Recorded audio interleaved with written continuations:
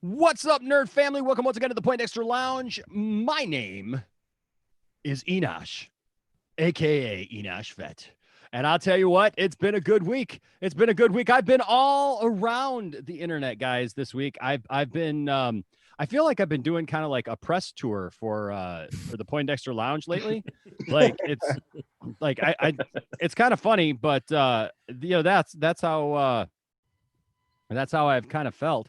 But because I've been on like 5 different channels this week, but it's been fun, and we're spreading the news of the Poindexter Lounge and telling people what we're doing and getting people involved, and viewership is up, and people are watching, and people are subscribing. We're collaborating with other people, and it's an awesome thing. And who knows, before the end of the night, you may see some familiar faces right here on this council. We'll have to wait and see. Invitations have been sent. We shall see if people can get out. But well, see, I said that, and then look at here. Right as I say that, pops up.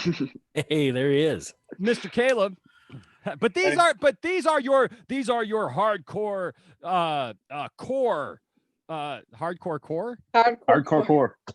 I'm gonna stick with it because you're not hardcore unless you live hardcore, and the legend of the council was way hardcore. That's right. Welcome. The flames going off in the background right now. Yeah. This is not the greatest podcast in the world. This is just a tribute.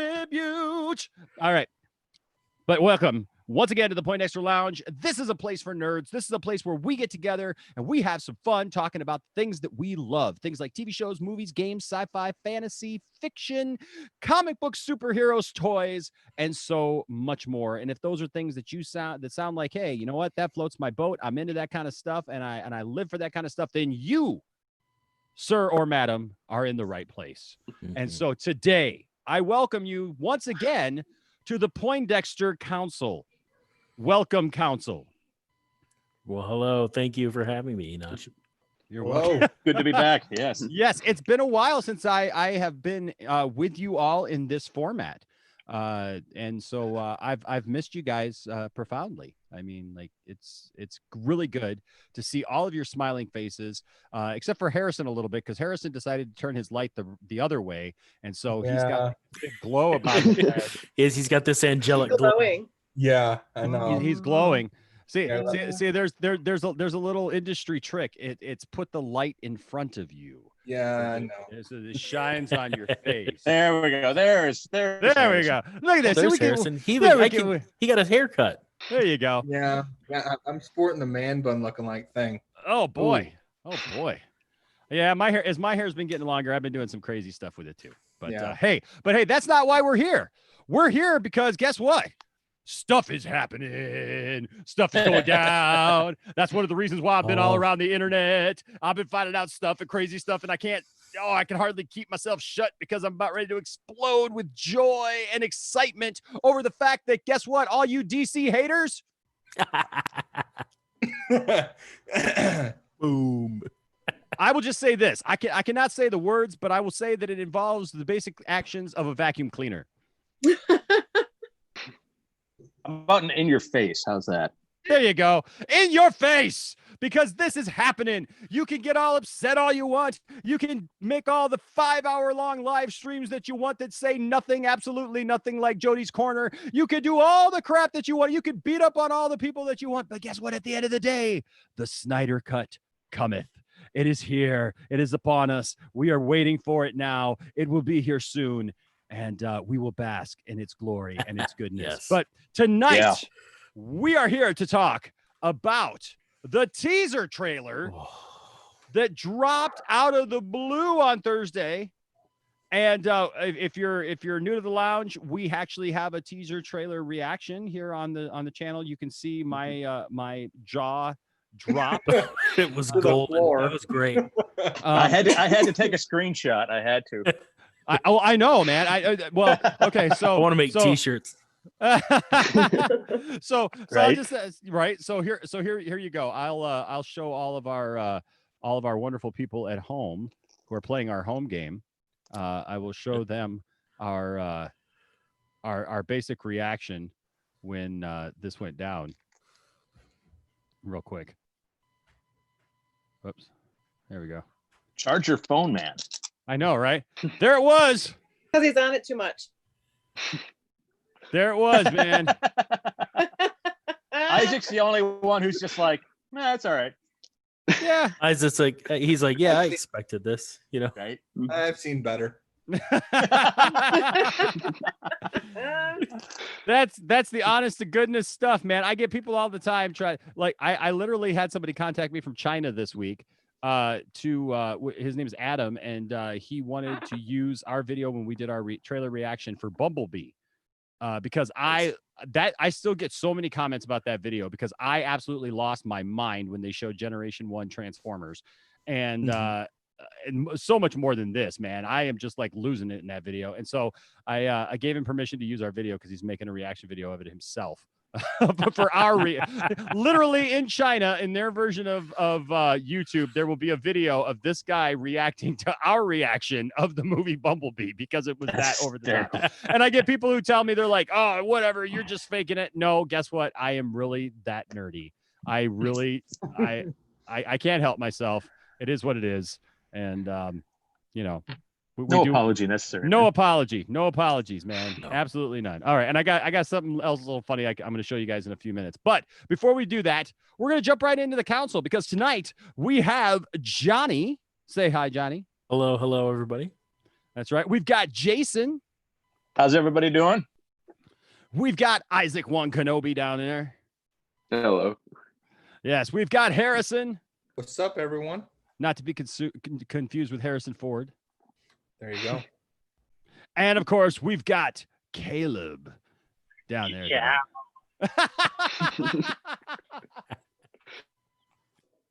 And we've got a popcorn kernel in my throat. So we're all ready for this. We're all excited about this. Guys, what a week.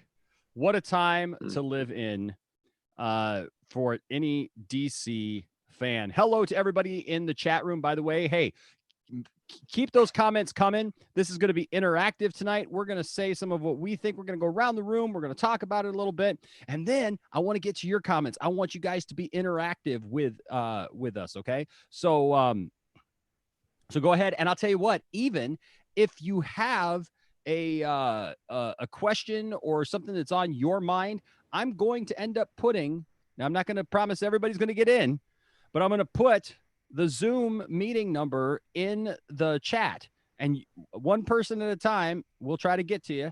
But I can't promise because if there's a lot of people, I just can't promise. But if you get in there, you got to wait. You got to wait in line. That's what it is. It's a waiting room. And so I know it's frustrating sometimes, but we'll try to get to you. But we'll put that in the link. And after we get around here and we're able to answer questions, we will do so. So that being said, guys, we get this trailer. This thing drops. It's 30 seconds long. Only 30 seconds, but oh my goodness, what a 30 seconds that was. It changed everything. It hype meter went from here to like through the roof. The boom tube has been opened and it has unleashed apocalypse. Yes. The bell has been rung. Oh, And it cannot be unrung. Oh, what a great choice of dialogue for that trailer. And did you notice it's slightly different than the dialogue that we had heard before? yes. Yeah. Yes. Right? And So that music is from that deleted scene that they released on YouTube called Communion, where it showed Steppenwolf. Oh, it and was BBS. Steppenwolf. Yeah. Yep. I'm concerned about the actual, like the fear in Wonder Woman's face just looking at it. Oh, I know. Yeah, right. What He is was it? What does it just, like, take? Mhm. I know. Normally she's turned on She's by an the Amazon. Yeah. Like, how much does she know about Darkseid? Right. Mhm. yes. She knows Yes. enough that she's scared of him.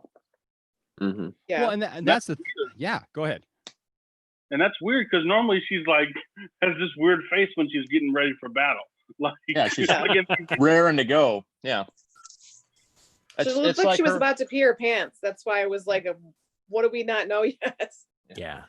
Well, I'm Yeah. going to show you guys here in just a second. I'm just letting everybody know right now, I'm pasting the Zoom information in there so that you guys can know, and feel free to get in there. And like I said, we'll try to get you in. But I came across this today, and that was it was only titled oops.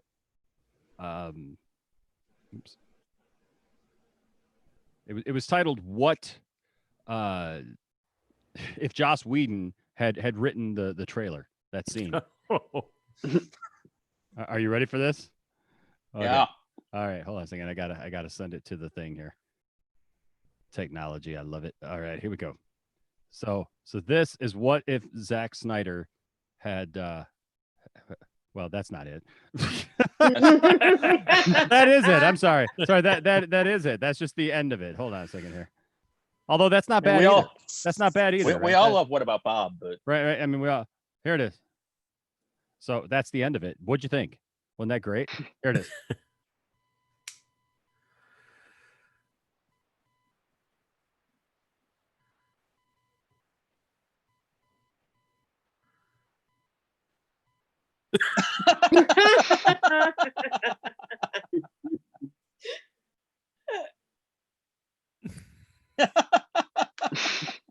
that's so disturbing. It is. Yet it's so true. Yeah. Mm-hmm. Yes. I mean, I don't. It's not. I like what Whedon does and everything. He just wasn't the right person for Justice League, right? So I mean, it is. You know, you can appreciate what Warner Brothers was thinking when they hired him. Like, you've done one of these before. You're probably the best part, but he did a Marvel one. He didn't do. He's not. Joss Whedon isn't going to do the Zack Snyder feel. No. Well, that was my biggest thing, was just in that 30 seconds, the tone, the color, the pacing, the feel. ingredients, ingredients, the feel, the music, everything screamed Zack Snyder, to the point where it was like all these people who keep telling me in my chats and everything else, like, well, what else could there possibly be in this one that wasn't in the other one? Shut up, because guess what? There's over 75% new movie that we didn't see in that first movie, and this 30 seconds right here blows away what we got before. It does, and it sets that tone. It says, it shows you, here's that foreboding, that feeling that something bigger is out there, that he is coming. I mean, when you hear Luther before, like, the bell has been rung, and then you get Steppenwolf, you're like, man, this was really not the payoff I wanted. And now, I mean, Darkseid is evil. Well, yeah, anyone who watched BVS, who understands, like, especially the Superman lore, knew exactly who Luthor was talking about. That wasn't Mongol. That wasn't Parasite. Everybody knew that was Darkseid. So, and we all got super hyped for it. And then we're like, all right, Steppenwolf is going to be like the muscle, for lack of a better term. He was what Doomsday ended up being in BVS, is what I thought. And then Darkseid would show up and be the big. But now we got Steppenwolf, who people were like, who is this guy? Unless you're a deep dive nerd, people are gonna think, all right, Steppenwolf as in like magic carpet ride. right. Well, he wasn't the big bad that we needed or that we expected. Well, my favorite thing that gave me a big laugh every time, like, a Marvel fan friend of mine said it, was, oh, well, they're just trying to copy Marvel because look, Darkseid looks just like Thanos. It's like, you do realize that you do realize that Thanos was created by Jack Kirby, but it was like after he created Darkseid. It was like Darkseid's been around a long time. And no, that doesn't work. No. So. Right. Well, and even when they were doing the creation of Thanos, he was originally patterned after Metron, and the Marvel folks were like, don't copy off of Darkseid. If you're going to copy off of someone, copy off the really good one. Right. And that's the thing. Darkseid is the OG here. Yeah. Okay, Darkseid is the man, and somebody. Okay, so we got a guy in the and I assume it's a guy because he's never answered to the contrary. But Kavari, and I like Kavari. Kavari's all right. I know people in the chat have given Kavari a hard time over the last few weeks because Kavari seems to be a voice of the opposite side. Okay. Of maybe not being so excited about the DC universe going in this direction. But Kavari asked the question, says, well, let me pull it back up here. He says, isn't it too early to introduce Darkseid in the DCEU? No. It's a resounding no. And everybody else, I love Avengers. I love the Truth 31 said simply what I just said. No, it's not too early. What is this now? If this goes the way that it's supposed to go, right? How many movies are we into this universe now? Right. At the same point that Marvel was with Dark World. Okay, so you're going to tell me that what do we got to wait 10 movies before we bring in the villain that's behind that's like the big bad for all this stuff? Is that what is it 10 movies? Is it 15 movies? Do we have to follow Marvel exactly? Do we have to do what Marvel does and try to make ourselves into Marvel? And hey, we're all Slim Shady, so won't the real Slim Shady please stand up? Because you know what? I don't care what Marvel did. Right. I'm so done with that. That has no bearing in here because I like Marvel, but it's called Marvel. DC is called DC. Let DC do its thing. If DC wants to introduce Darkseid in the first Superman movie, who cares? Yeah. Let him. What and he goes on to say, well, as a DC fan, I think I have a right to express, like how I feel that they should introduce the character. You have a right to express it, but it doesn't mean they have to do it. Right. And that's the thing that we have to realize. We are fans. We are not controllers of the destinies of these characters and these movies. We are not the gatekeepers of what these characters and what these movies will forever be. So we have to back off sometimes and say, okay, we're going to watch this thing do its thing. Now, that's what a lot of people did with the Snyder Cut. They let it simmer, and we watched Joss Whedon's version, right? We gave Joss Whedon's version a chance. And look, I don't hate Joss Whedon's version of Justice League. I know there are people who absolutely, they're like, I burned my copy of Justice League, right? Like, I'm not saying that. There are some really good parts. And we did a whole council about that, about the scenes that we're going to miss, right? When the new one comes out. But let me tell you something. I'm so much more excited about seeing what Zack Snyder actually intended it to be.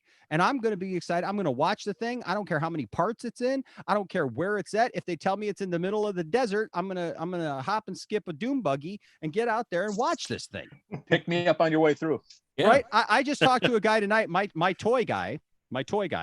I was talking to him tonight, and he's not very excitable, is he, Tiff? No.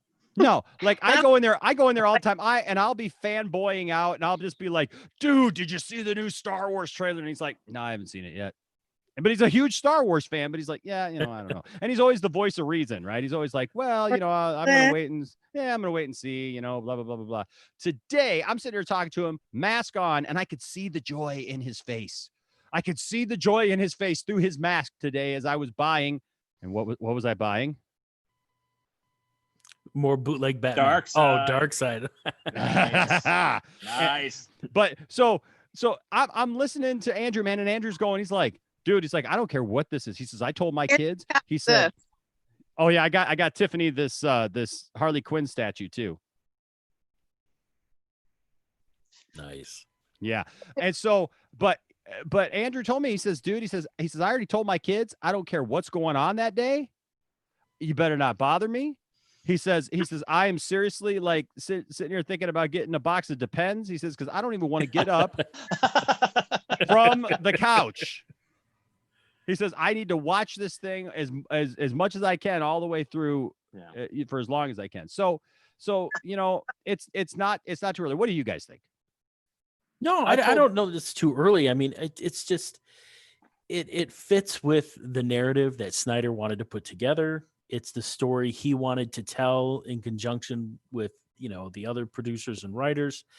And it's going to be, I think it's going to be great, but I don't know anything yet, but it's, I think it's going to be fine. I mean, Darkseid's never been one to just kind of sit there and let other people try and do things for him. I mean, Steppenwolf comes here and he's got a job to do and he really fails miserably. And, that's when Darkseid will kind of take things into his own hands. And he is not one to be trifled with. He's a threat. He's an honest to goodness threat.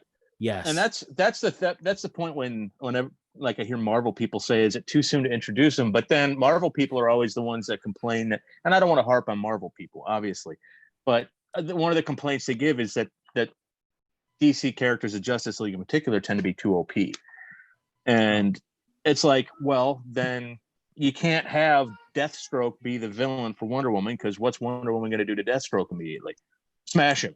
So you gotta have a commensurate threat. I mean, what are you going to bring in Starro? That's going to be even more of a deep dive for people. So Darkseid is, a threat that would very much so require all of those guys to get together to face him and probably get their butts kicked the first time because they have no idea what he's capable of. Yeah, well, and he's someone that can control and manipulate Superman in ways that we have not seen yet on screen. This is going to be it. I really, really hope that we get to see some of this because it would just be fantastic. Well, I will just say this, okay?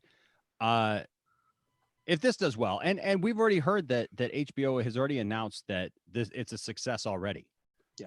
Just with the response that they've gotten, with everything they've gotten, this is already a success. So anything from here is gravy. Like, it's seriously gravy.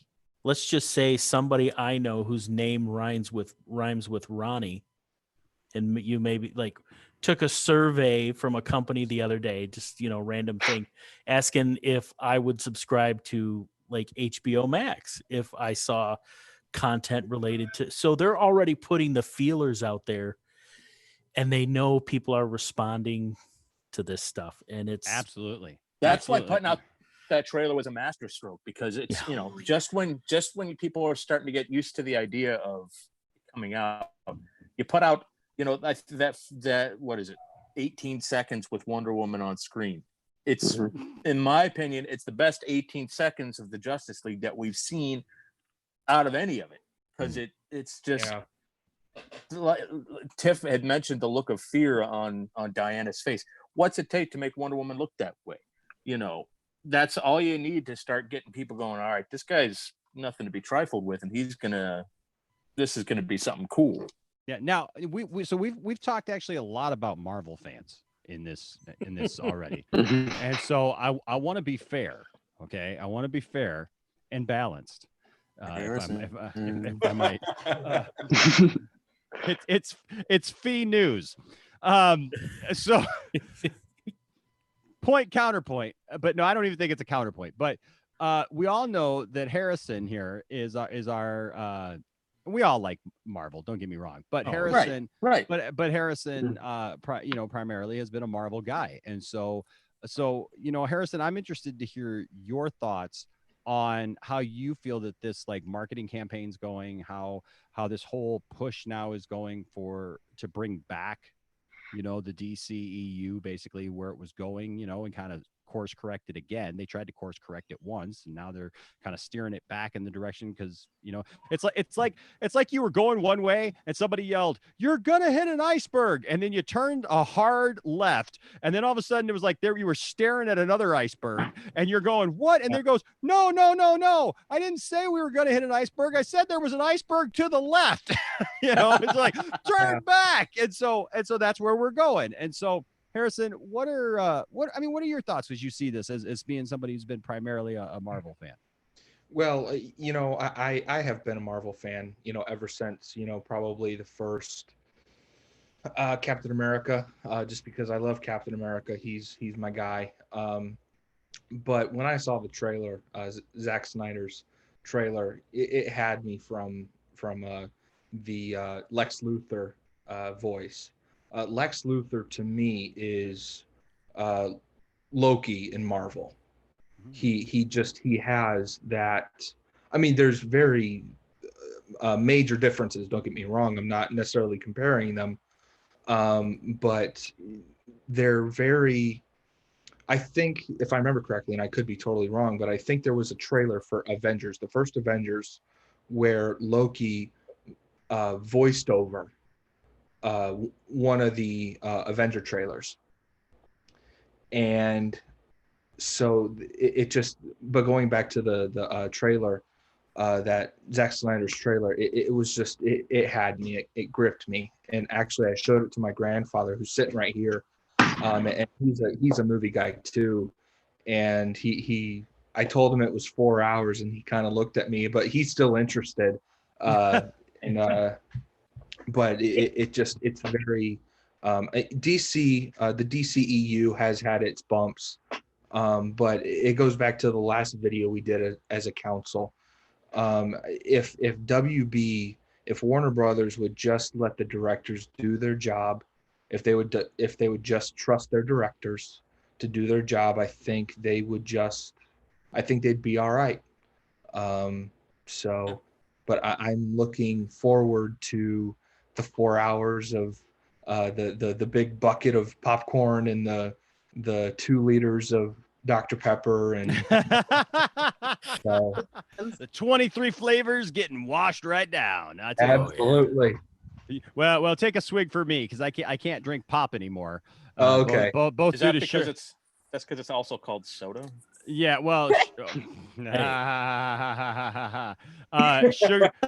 content. Okay, Mr. St. Louis. Yeah. All right, Mr. St. Louis. It's funny, man. I just did an interview. In fact, I got to edit that video, but I interviewed a guy. His name's Matt Bosler, and he's hilarious, guys. You guys, when I dropped this video, this video, I'm sorry, sidetracking here, but this video is absolutely hilarious. This guy is so funny. He's a great musician. He's been making his own music for like a long time, but he also plays in several different types of bands and stuff like that. He plays in a Beastie Boys cover band. He plays in like all this different stuff. And he started on TikTok a couple of years ago, and he picked like the most macho song he could. He picked that country song, "Read Me My Rights." You know, somebody better call the law. We done took it outside. We're about to brawl. Oh boy, done put his hands on a woman where I come from, son. The next thing coming, you know.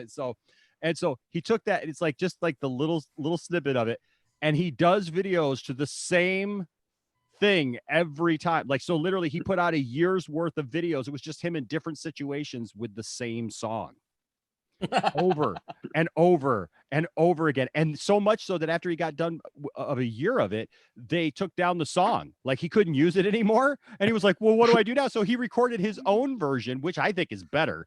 And then on top of that, he started recording different versions of that. So like there's like a punk rock version and a rap version and a pop version and like all these different versions of it now. And it's like he made a music video of him. He's got like little gold hot pants, like no shirt. It's like totally 70s. He used a VHS camcorder, he said, to like shoot it. He's got this little vest on. He's like outside doing kicks and all this stuff, and it's like all poppy and stuff. So he took like this macho song. He's like, somebody better call the law. We done took it outside. We're about to brawl.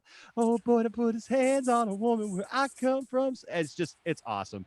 And so Tiffany and I did a couple of parodies of it, like, because I reached out to him. Like, I was just like, I got to interview this guy. So I interviewed him last week, and he's from St. Louis. So I thought of you, Jason. And but yeah, like, things are different. There's pop and there's soda and whatever. But, you know, mostly for me, it's just the sugar content and the carbonation. I can't do that anymore. So what's that, Caleb? What's that, Caleb? Coke. In the South, we call soda Coke. Yep. Then there's all Coke. What kind of Coke you want? Like a Sprite Coke. Sprite Coke, that Dr. Pepper Coke, Pepsi Coke. All right. Hey, Isaac, you've been pretty quiet. What do you were there when we experienced this thing together? Even though you didn't disappeared. Then he disappeared. Oh, There you there he is. There he is. Isaac, you were there when we all experienced this thing together. What? I know you shared some of your thoughts in the trailer reaction video, but like, what's going through your mind right now? What are you thinking? Well, I'm not like at that. I'm not on the side of like, oh, like we shouldn't get Darkseid this early, but I'm also kind of like, how is he gonna like be introduced like right at the beginning of these movies? Well, so here, like, let me just stop you. Let me just stop you right there. I don't mean let me stop you because I'm going to come back to you. But one thing that we all need to remember is Darkseid is not the main villain of this thing. Yeah. Okay. Darkseid is in it, but he's not the main villain of the movie. Steppenwolf is still the villain of the movie, but we're just getting a more evil, sinister, original version of what Zack Snyder wanted him to be. But Darkseid is in the movie. And we don't know as to like how much his role is in the movie yet. But if we see more Darkseid, it would be in any continuation that comes as a result of this movie. When? So not if. When? Well, yeah, when. Positive thinking. So I just want to say, So with that in mind, because you're asking like how, where do they go? How do they, just put him in? And, and it goes back to Kavari's, question in the chat. Like, is it too soon to introduce him? No, because that's what they're literally doing. They're introducing him. Was it too soon to show that Thanos existed? No. And the thing is you got to remember that Darkseid didn't start off as Darkseid. Darkseid started off as another character with another name. What is it? Euxis.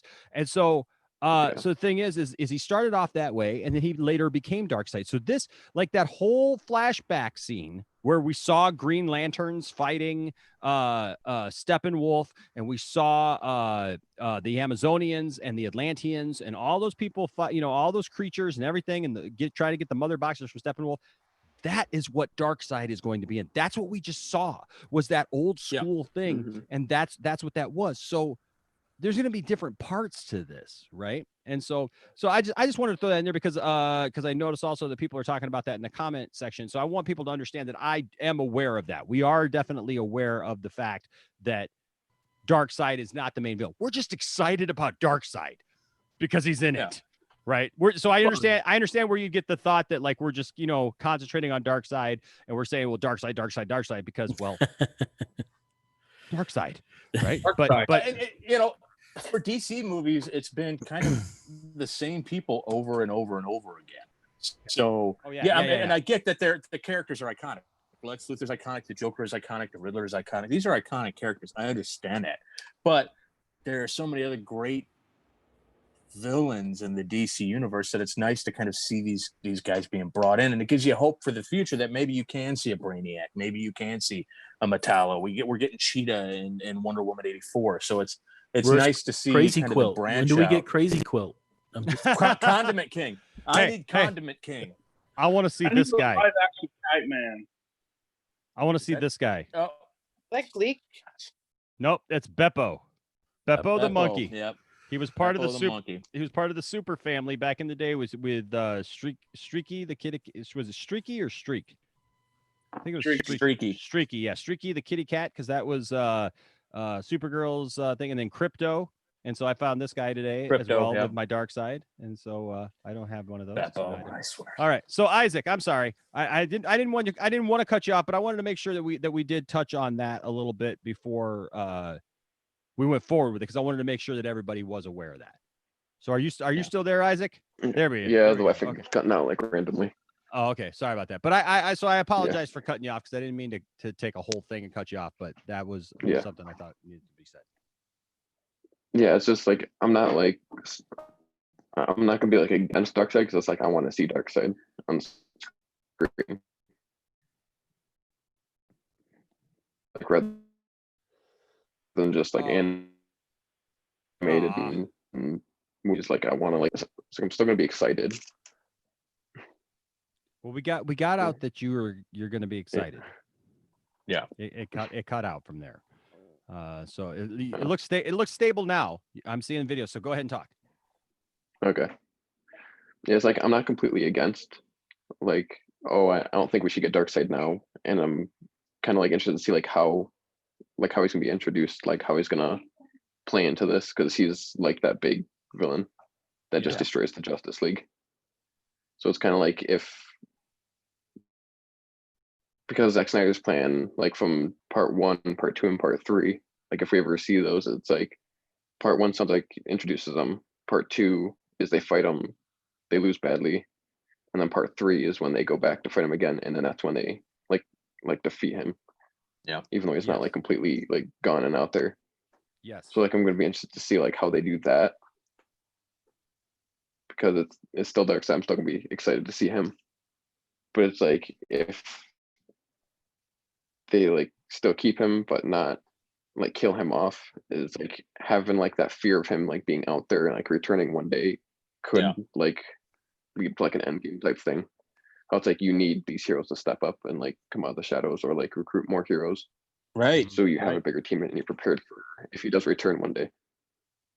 Sure. Yeah. Sure. Makes sense. Sure. I like it. I like it you too. know, and I read somewhere, I don't remember where it was that I heard this, but they had filmed all kinds of stuff with Darkseid at the beginning, and then the war scene with the Amazonians and Atlanteans, to the point that Ares actually gets in a throwdown. The actor who played Ares, as my sister calls him, Professor R.J. Lupin. He filmed a fight with Darkseid. So I hope we get to see some of this stuff that's out there. And even when it comes to Steppenwolf, the actor, I think his name is Ciarán Hinds, Irish actor, I believe. When it came out, he was like, it's not the movie I shot. So he was like, look, at the movie I made was fantastic. So this is, I think he watched that and was like, that's not what I signed up for. So I'm excited to see if they can actually, if Zack Snyder can do Steppenwolf justice, because Enos knows I'm a Superman deep diver. So Steppenwolf actually is a pretty decent character if done right. He's I don't think he's maybe not enough to carry a film on his own without having that background thread of Darkseid there. But as a primary, secondary antagonist, he's pretty good if you do him right. Well, yeah, as a prelude to the corruptive force that is Darkseid, I think he can be pretty good. I mean, he was very, yeah. I don't mean to get off on a tangent, but he was just very, I don't remember Steppenwolf being this cartoony, but Yeah. You know what's funny? Oh, go ahead, Caleb. I was going to you next, man. So Caleb, what are your thoughts? Like, speaking of that opening fight, like of the history lesson, like in the theatrical cut, that's only like 2 to 3, 4 minutes long, but in the Snyder cut, they say it's supposed to be like 10, 15 minutes long. So it's going to be huge. Lots of history. Yeah. Lots of history. And I think that's needed. My biggest thing right now is I hope that when people watch this, they understand that they're not getting the Cliff Notes version of this movie, right? That they are not getting, the TikTok version, the condensed version of this movie. That we understand that we're getting something. You're going to have to sit down, pay attention, and watch this thing. Right. You're going to have to literally absorb what this is. Because otherwise, I think a lot of it's going to go right over your head, and we're going to hear some of the same complaints that we've heard for so long. I didn't understand it. It didn't make any sense. There were characters that I didn't understand what their motivation was. I mean, I love Matt Jarbo. Matt Jarbo. I actually I got on his channel the other day, and it was funny because we were only going to spend. He was just doing these. He was doing this kind of thing like I've been doing. Having people on and stuff, and kind of doing the talk radio thing. Almost. And so. But I had made a comment down in his comment section. And he said, "Hey, Poindexter Lounge, why don't you jump on in here?" And so I did, and he was only doing like probably 3 to 5 minutes of everybody, and I think we went on for like 50 minutes.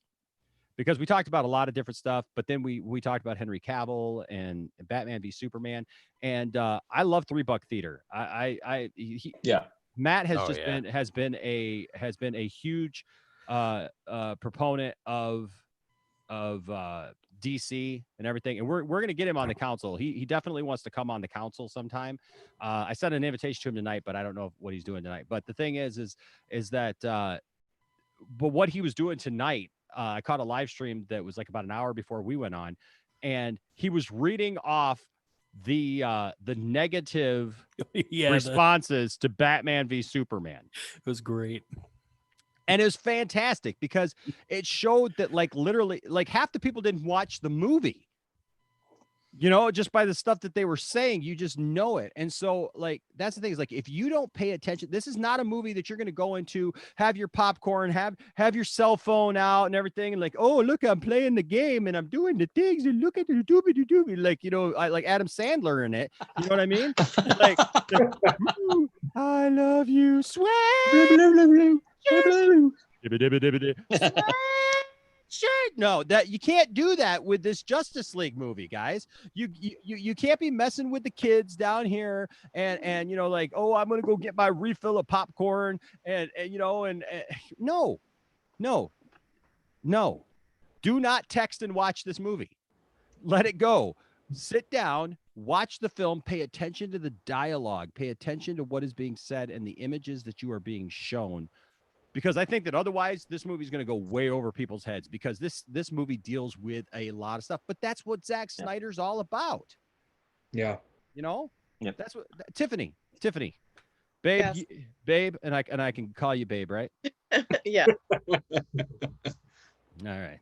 You know, Tiff, I think You never call me babe anymore. Well, you know, you haven't been around. You haven't been around. I've been busy. Yeah, you went and had a kid. I don't know what, you know,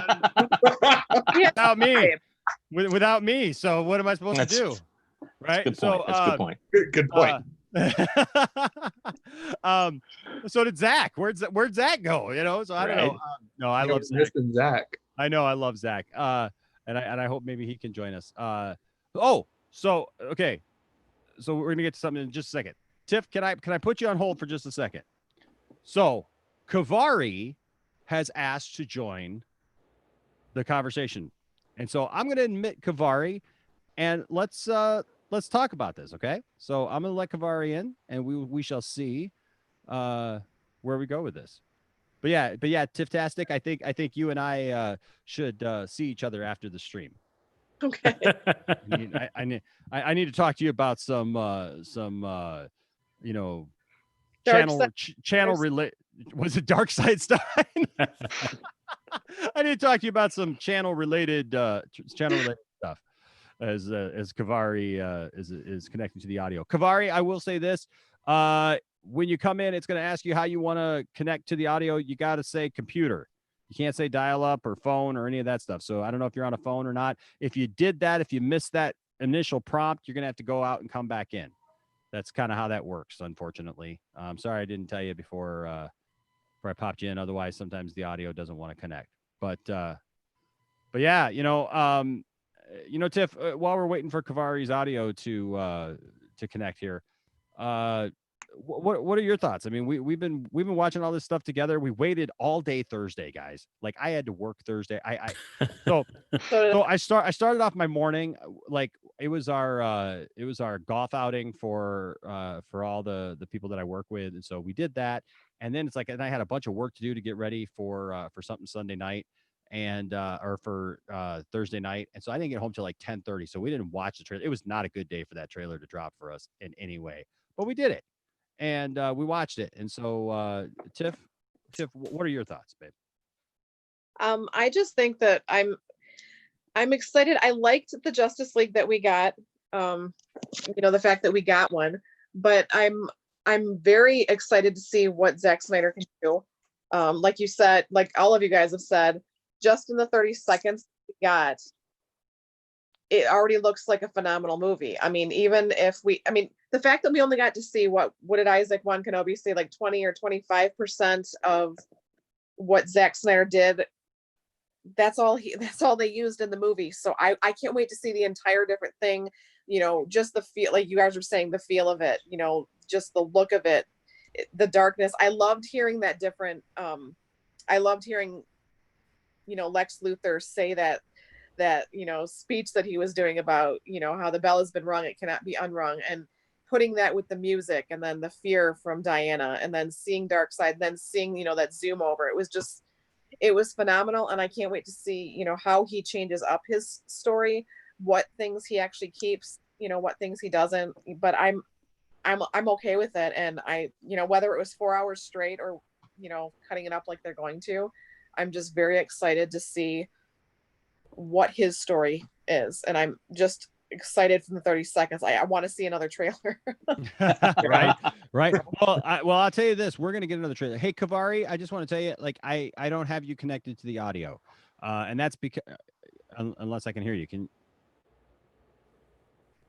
No, Kavari's not. You're not on the audio, buddy. So why don't you do this? Why don't you go ahead and hop off and come right back on? And when you come on, it's going to prompt you. It's going to ask you where you want your audio to come from. Choose computer. It's the first one. Whatever one's right up at the top of that prompt, that's the one you want to pick, and that will get you through, so that we can hear you. Because otherwise, we can't hear you.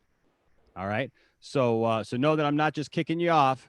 That's how you got to do it. All right. So I'm going to go ahead and put you, remove you, and then go ahead and come right back in. All right. So here we go. But guys, Hey, what's that? sorry. You can finish. Whoa. Hey, it's Han Solo. What was that? Tiff? Oh, did you connect? Oh, did you have to connect with your? What in the world was all that? You guys have a tornado coming or something? I think she hit the emergency button on the phone. Yeah. Oh my! Oh, you know what? Tiff, I did that the other day. I dialed 911 in the car. I'm like, oh my. Oh boy. Okay. So what Tiff did was she pulled a switcheroo. So now I'm gonna have to rename her because she's coming up as Enosh. So there you go. Now There can be only one. You're like the Highlander. Now you're Highlander, Tiff-tastic. right? Exactly. Hey, and Xavier, I keep seeing you chime in, man.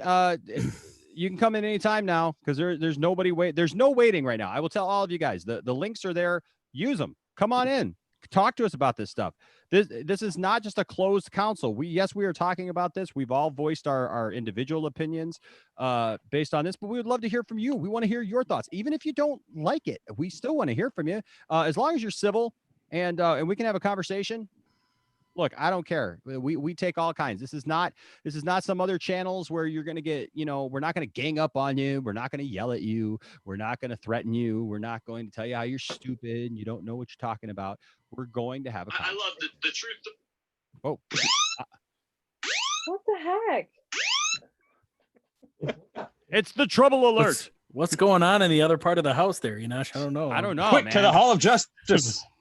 Is the case the I going was the right trying way? to sign on to YouTube just so I can read the comments, and apparently it's calling an emergency call, so I'm not signing on anymore. Is the case like pushed down like all the way? I don't know, but I don't want to have the cops or Because the somebody case might be show up loose. to our And house. it might be squeezing the two side buttons. Isaac, go fix her Maybe. phone for her. You're gonna get He can't, swatted. he's an Enosh. hour You away. don't even know it. Yeah, Isaac's an hour away, so Isaac can't even help her now. There are no Kryptonians here. No, Quick, Tiff, see, is there an Omega symbol somewhere on that phone? We've been Right. compromised. As Om Shri just said in the chat room, he goes, "No lanterns, no Kryptonian. This world will fall. Tiff-tastic's iPad will fall like all the others." Love Boy, it. I'm looking forward to getting that speech, huh? Mm-hmm. Talking to Darkseid. Heck yeah. All Hey, that- hey, Christopher Barker. I see you on there. You just left a statement. Oh, hey, Enosh was just talking about JL Dark Apocalypse War. Jump on that Zoom meeting there. If you don't have Zoom already, download it real quick. Come on in here. Hey, look, guys, next month I'm hoping to have StreamYard put in where all you'll need is a link, and then you just got to make a username. You don't have to download anything, but that was before I knew about StreamYard, and so I had Zoom, so that's what we have for now, and so we're making the best of it for now, and it works just fine. We've been very successful with this. Just I understand that it's different for some people, and so but I would love to talk about Justice League Dark Apocalypse War, because Dark Apocalypse War, I don't know, have you guys all seen Dark Apocalypse War yet? Yeah.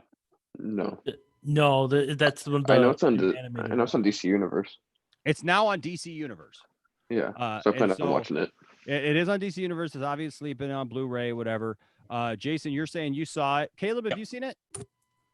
No, I'm behind on a few of the animated movies. Okay, Harrison. I'm guessing. No. Okay. So Jason, so you've seen it. I've seen it. Here's the thing.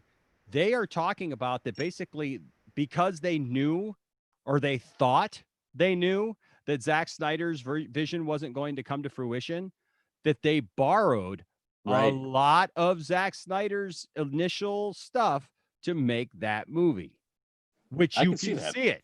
Yeah. You can see it because that whole outline of them fighting, of Superman being so adamant that they have to take down Darkseid right now without a plan, almost without a plan. I mean, just like we're going to apocalypse, we're gonna take it to him, and then they get their butts handed to them.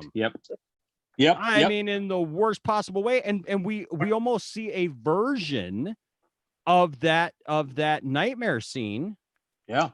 But I mean, it's different in the fact of how Darkseid controls Superman, because it's not the stereotypical, evil Superman, token kind of thing.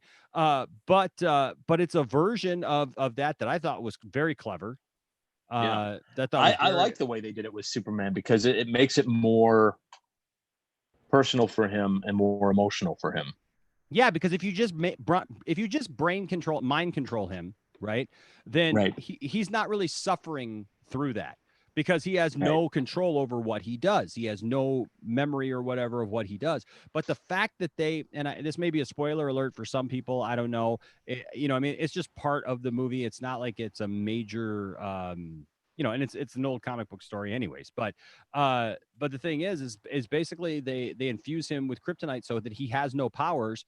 And then he's depowered. Yeah. So he's depowered, and then they basically just go down the line trying to kill off the Justice League. Yeah. And Superman can't do a thing about it. And they make him suffer by letting him live. Yeah, that's what I was going to say. He's got to look at his failure every day. So I think that's done really well. And I don't think I can totally see how that would play out in this storyline because like Isaac had said, the first one where he's introduced, the second one where they get beat, the third one where they've got to take it to him. You could kind of see how that would play out in a similar kind of fashion where maybe they don't do it the exact same way. Maybe it's more along the lines of they just get absolutely brutalized and have to limp back to Earth and lick their kind of like an Empire Strikes Back vibe where they're sitting there, they've lost. And they've got to stare out the window and deal with that loss. So I can see kind of how some of those threads wove their way into it. And I really enjoyed Dark Apocalypse. I thought it was a really well done animated feature, but cool. Yeah, I thought it was really good. So okay, so we've got Xavier in here, and we've got Mary, and we've got somebody else. So people are chiming in. All right, here we go. All right, nice. So I'm gonna unmute Xavier here. Xavier, you are on. You are live. So if you could unmute your mic there, and that way we can hear you, and we can hear what you have to say.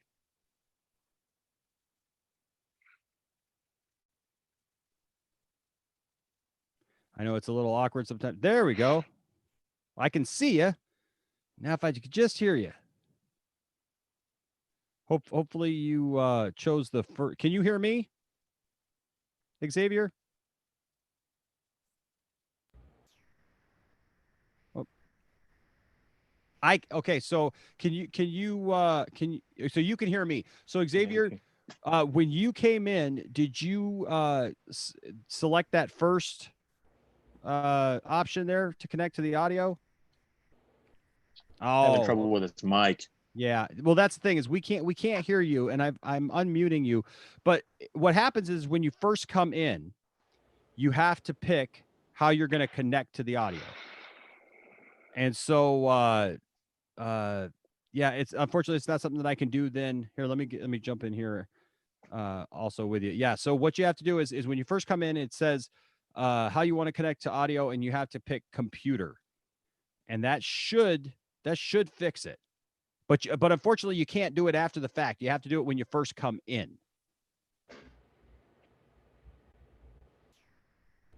So otherwise, we won't be able to hear you. So yeah, upon doing this, we've discovered this over the last couple of days that I've been doing these streams and inviting people in with me. That it's right at the beginning when you come in. So what I'm going to do, Xavier, is I'm going to I'll send you out, and when you come back in, make sure that you pick that going forward, the very first thing that they offer. Okay. All right, man. Cool. We'll see you back here in just a minute. All right. Awesome. We're going to bring in Emily. Oh, wait, hold on. Let me see who was first. I think Martin was first. So we're going to bring in Martin. Hopefully everybody gets this. I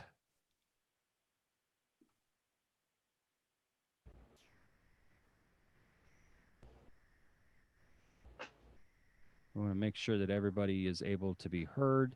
Do you want to go home? Yeah. Martin, I don't know if you were able to hear.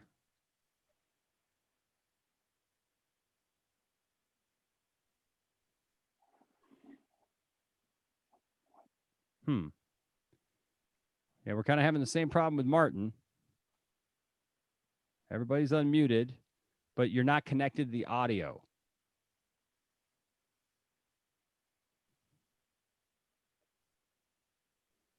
It's very important, guys, as you come in, that when you first come in, that you select where you want the audio to come from.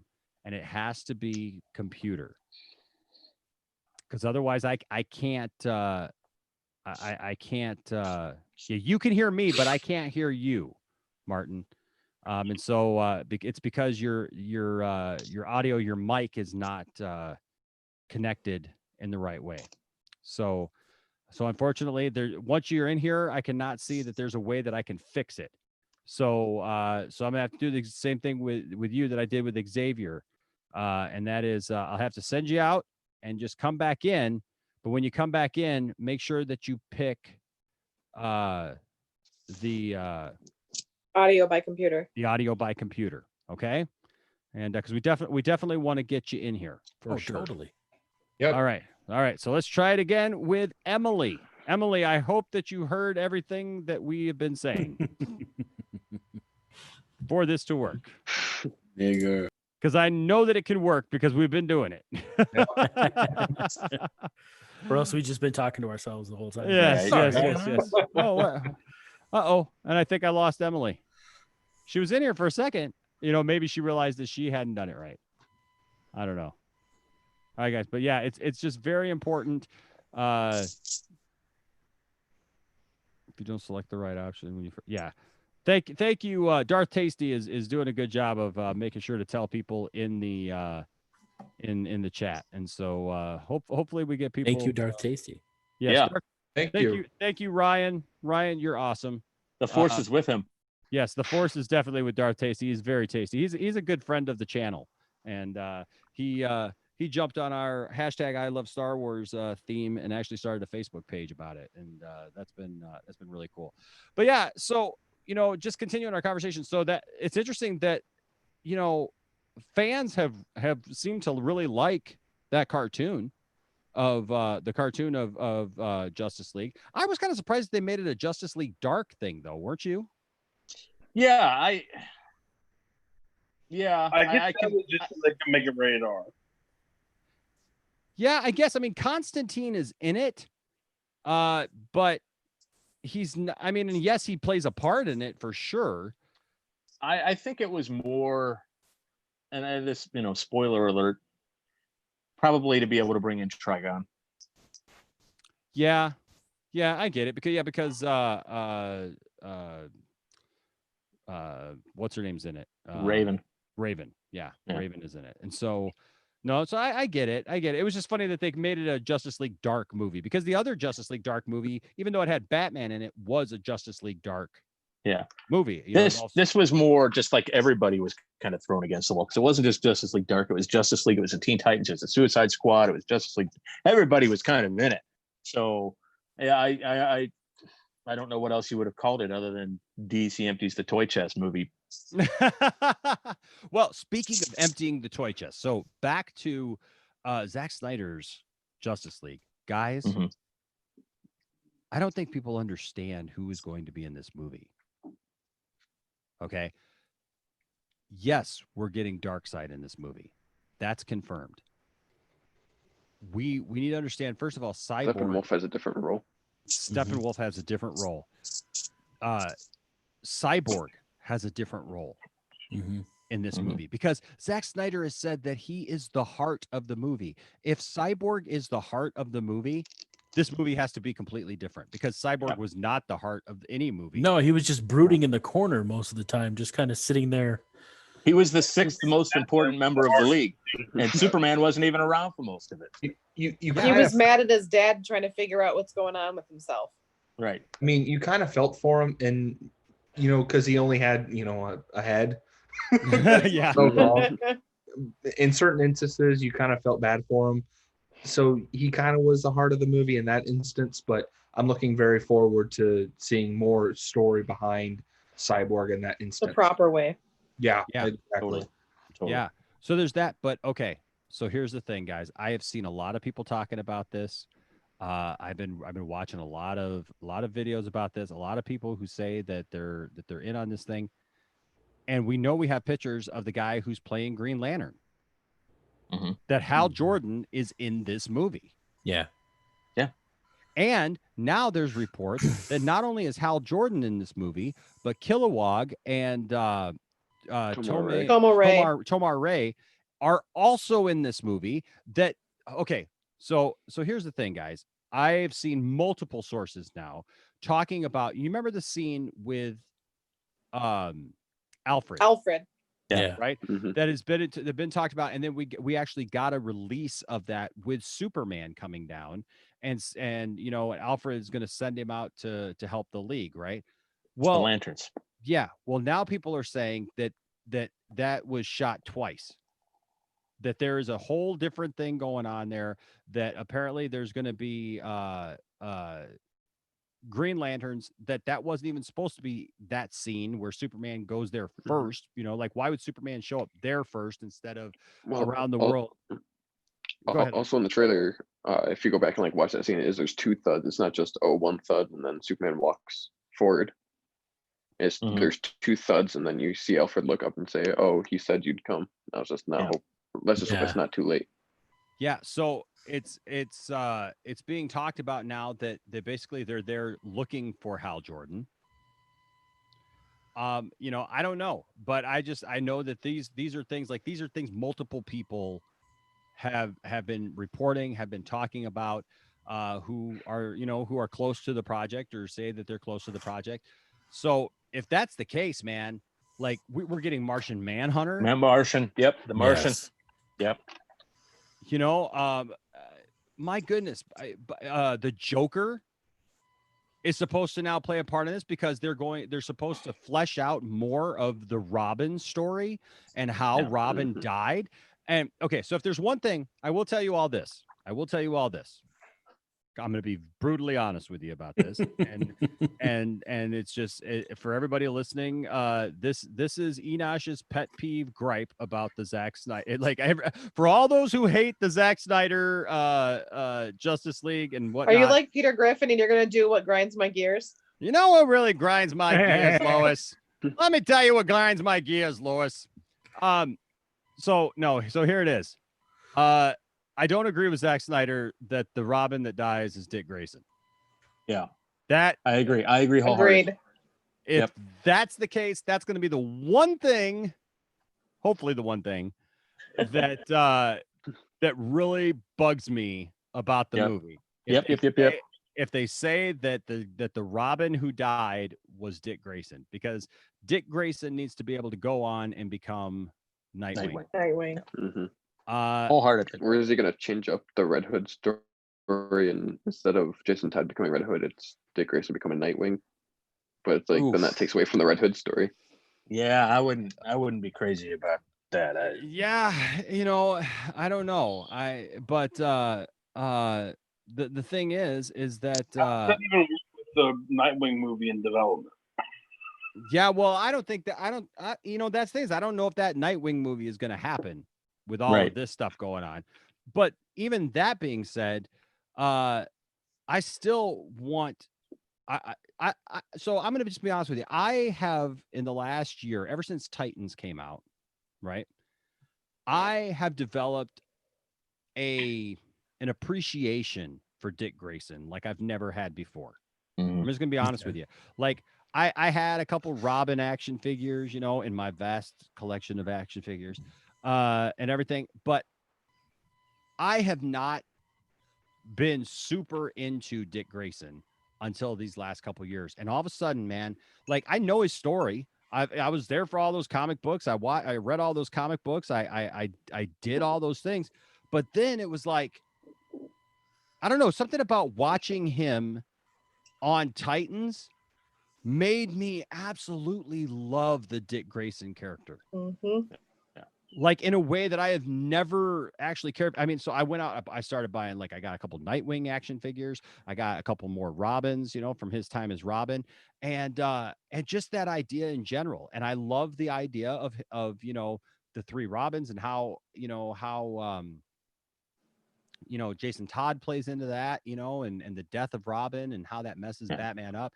And so I'm a little concerned. What do you guys think? I mean, I heard you guys say, yeah, you know, that I'm right, but like, I would be interested to hear what you guys think. I mean, like, is this going to be like one of those things that if you're watching the Justice League movie and things are going along pretty good, right? Things you're like, yeah, this is a pretty nice. I like it. This is pretty nice, right? This is Zack Snyder. He's doing a good job. High five. High five. Hey. No, number 4 director in all of Warner Brothers, right? It's all going good. And then all of a sudden it's like, Alfred, when Dick died, it totally destroyed me.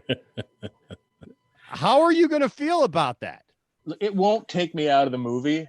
I would be disappointed, but it wouldn't ruin it for me because I can see. I would just think, for me, I'm thinking like maybe the idea is that many casual people would know that Dick Grayson was at some point Robin, and then that would give them a way to identify with the character. I don't know. I mean, I agree though, Jason. I don't think it would take me out of the movie, but it would be like disappointing. It would be weird. But I mean, that's the only thing I could think of is that, you know. Yeah, I think for the hardcore fans. Yeah. Because then the hardcore fans. Yeah, because after Jason Todd died, it's like he didn't want another like Robin for a long time until Tim Drake. It's like, well, Dick Grayson's the first one, and then he dies. It's like, well, does he ever get Jason Todd? Does he ever get Tim Drake? Does he ever get Damian Wayne? From what I've read, you know, the idea behind it is, you know, he was so close with Dick Grayson. That's the only thing that could have pushed him to the point that he was willing to start killing people. You know, he let Joker get away with everything he got away with for so long until that point, and then he was like, no more. I'm done with that. Now, you know, I wasn't one of those people who took serious issue with it in BVS or anything like that. I felt it was very character appropriate. But I still think, you know, Jason Todd was, you know, in the comics, it was enough to drive him to the point that he got real close. So, you know, another little push, what wouldn't be the Batman character in and of itself? He's not that far from killing people anyway. So, you know, would it take that much of a push to push him to that point? I don't think it would. Okay. Is anybody in the council who would say, you know, that's a hard one for me? Because I'll be honest with you, that's a hard one for me. I understand that probably the name recognition thing that Johnny just said, you know, the people maybe recognize the name Dick Grayson. But Dick is such a pivotal character to the development of Batman, as far as I'm concerned. I know there's some people who will say Batman doesn't need Robin. I've met plenty of people who say, "Oh, no, I don't want Robin ever." Like they don't ever want Robin. They think that Robin somehow demeans Batman and brings Batman down, a few notches or whatever, because it's too comical, it's too lighthearted or whatever. Um, I agree with the words of Alfred in the comics that Batman very much needs Robin to keep him grounded. Yeah, he needs grounded. He needs family. He needs people who care about him and that he cares about. I mean, and nobody knows more about that than Dick Grayson. Right. Yeah. They're very much so, in a certain regard, the same person.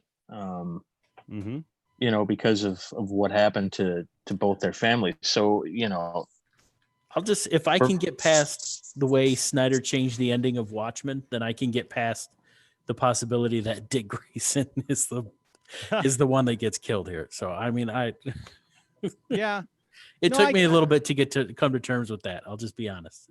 Really? So what part? I mean, were you about the octopus or the squid monster or whatever? Yeah, I mean, it's just, other than the way, the ending of the film is definitely different than the way the graphic novels ended, right? I mean, it's just, there's still this catastrophe that was brought on and all that, but it was like, I don't know. I came in expecting it to be very faithful, and it was in a lot of parts, but then at the end, I don't know. I don't know. I love Dr. Manhattan and I love what he represents and the struggle that his character goes through. And so the ending just didn't feel right to me. And I understand why. I guess I can understand why, but it took me a little while to come to terms with that because, he's telling a story for a different type of audience really, but I think if I can come to terms with that, then I can definitely come to terms with Dick Grayson being the Robin who was killed, if that's the way it goes. Yeah, Shri in the chat says I'm okay with it because it's Zack Snyder's story to tell, and I will be open with any interpretation. And so I get that. Hey, Caleb, there's some merit to that. Caleb, you're the DC historian here, man. You're my go-to guy usually here on the channel if there's some kind of DC knowledge that has eluded my mind or somehow leaked out over the years. You're my backup. And what do you feel about that kind of change? Honestly, I'm pretty fine with it. And he froze. I think you froze, buddy. You froze. Go back and say it again. You froze when you first started talking. I think I'm pretty fine with it. While I love movies to be comic accurate, I think that interpretation is good. Yeah. Okay. Harrison. I mean, I don't know how much you know about that backstory, but are you aware of the story of the different Robins? No, but as far as what I would feel about the Dick Grayson, being out of the DCEU, I think in the sense of not being able to tell a story about the Dick Grayson Robin in the DCEU, I think in that sense I would be sad, just because I think Dick Grayson is, I don't want to say my Robin, but that is Robin for me, just because when I was watching the Batman trilogy, that was Dick, or that was Robin. Well, it was going to be Robin.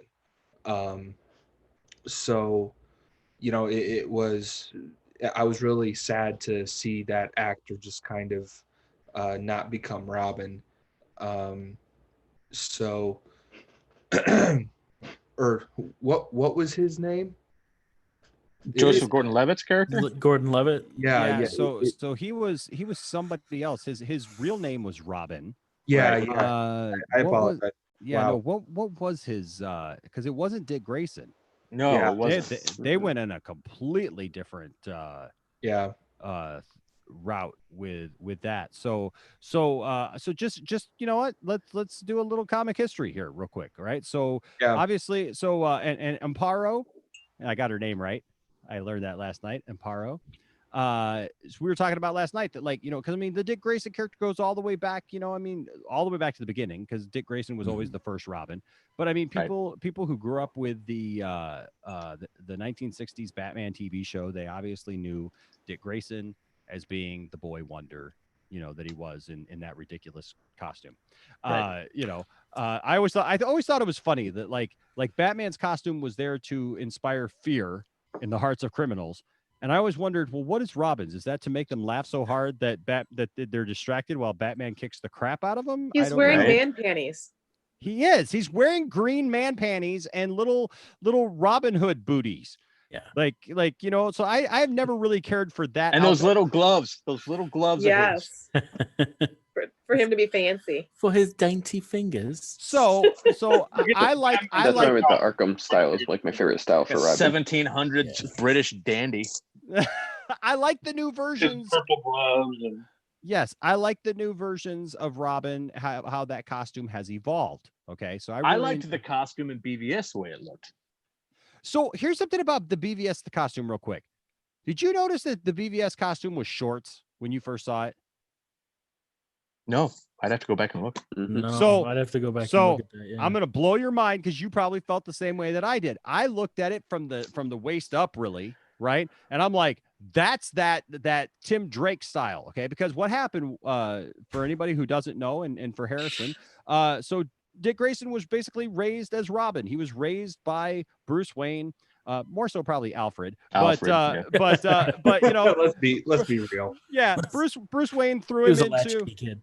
exactly. Bruce Wayne threw him into being Robin, and you know they were the dynamic duo for many years. And then Dick Grayson got to a point where it was like he was living in the shadow of Batman. Batman was kind of becoming more and more closed off. He didn't really want to share things with Robin anymore. He was in many ways like he carried a lot of guilt. Like anytime, because Robin got shot, and he worried about that like he had put this kid in danger.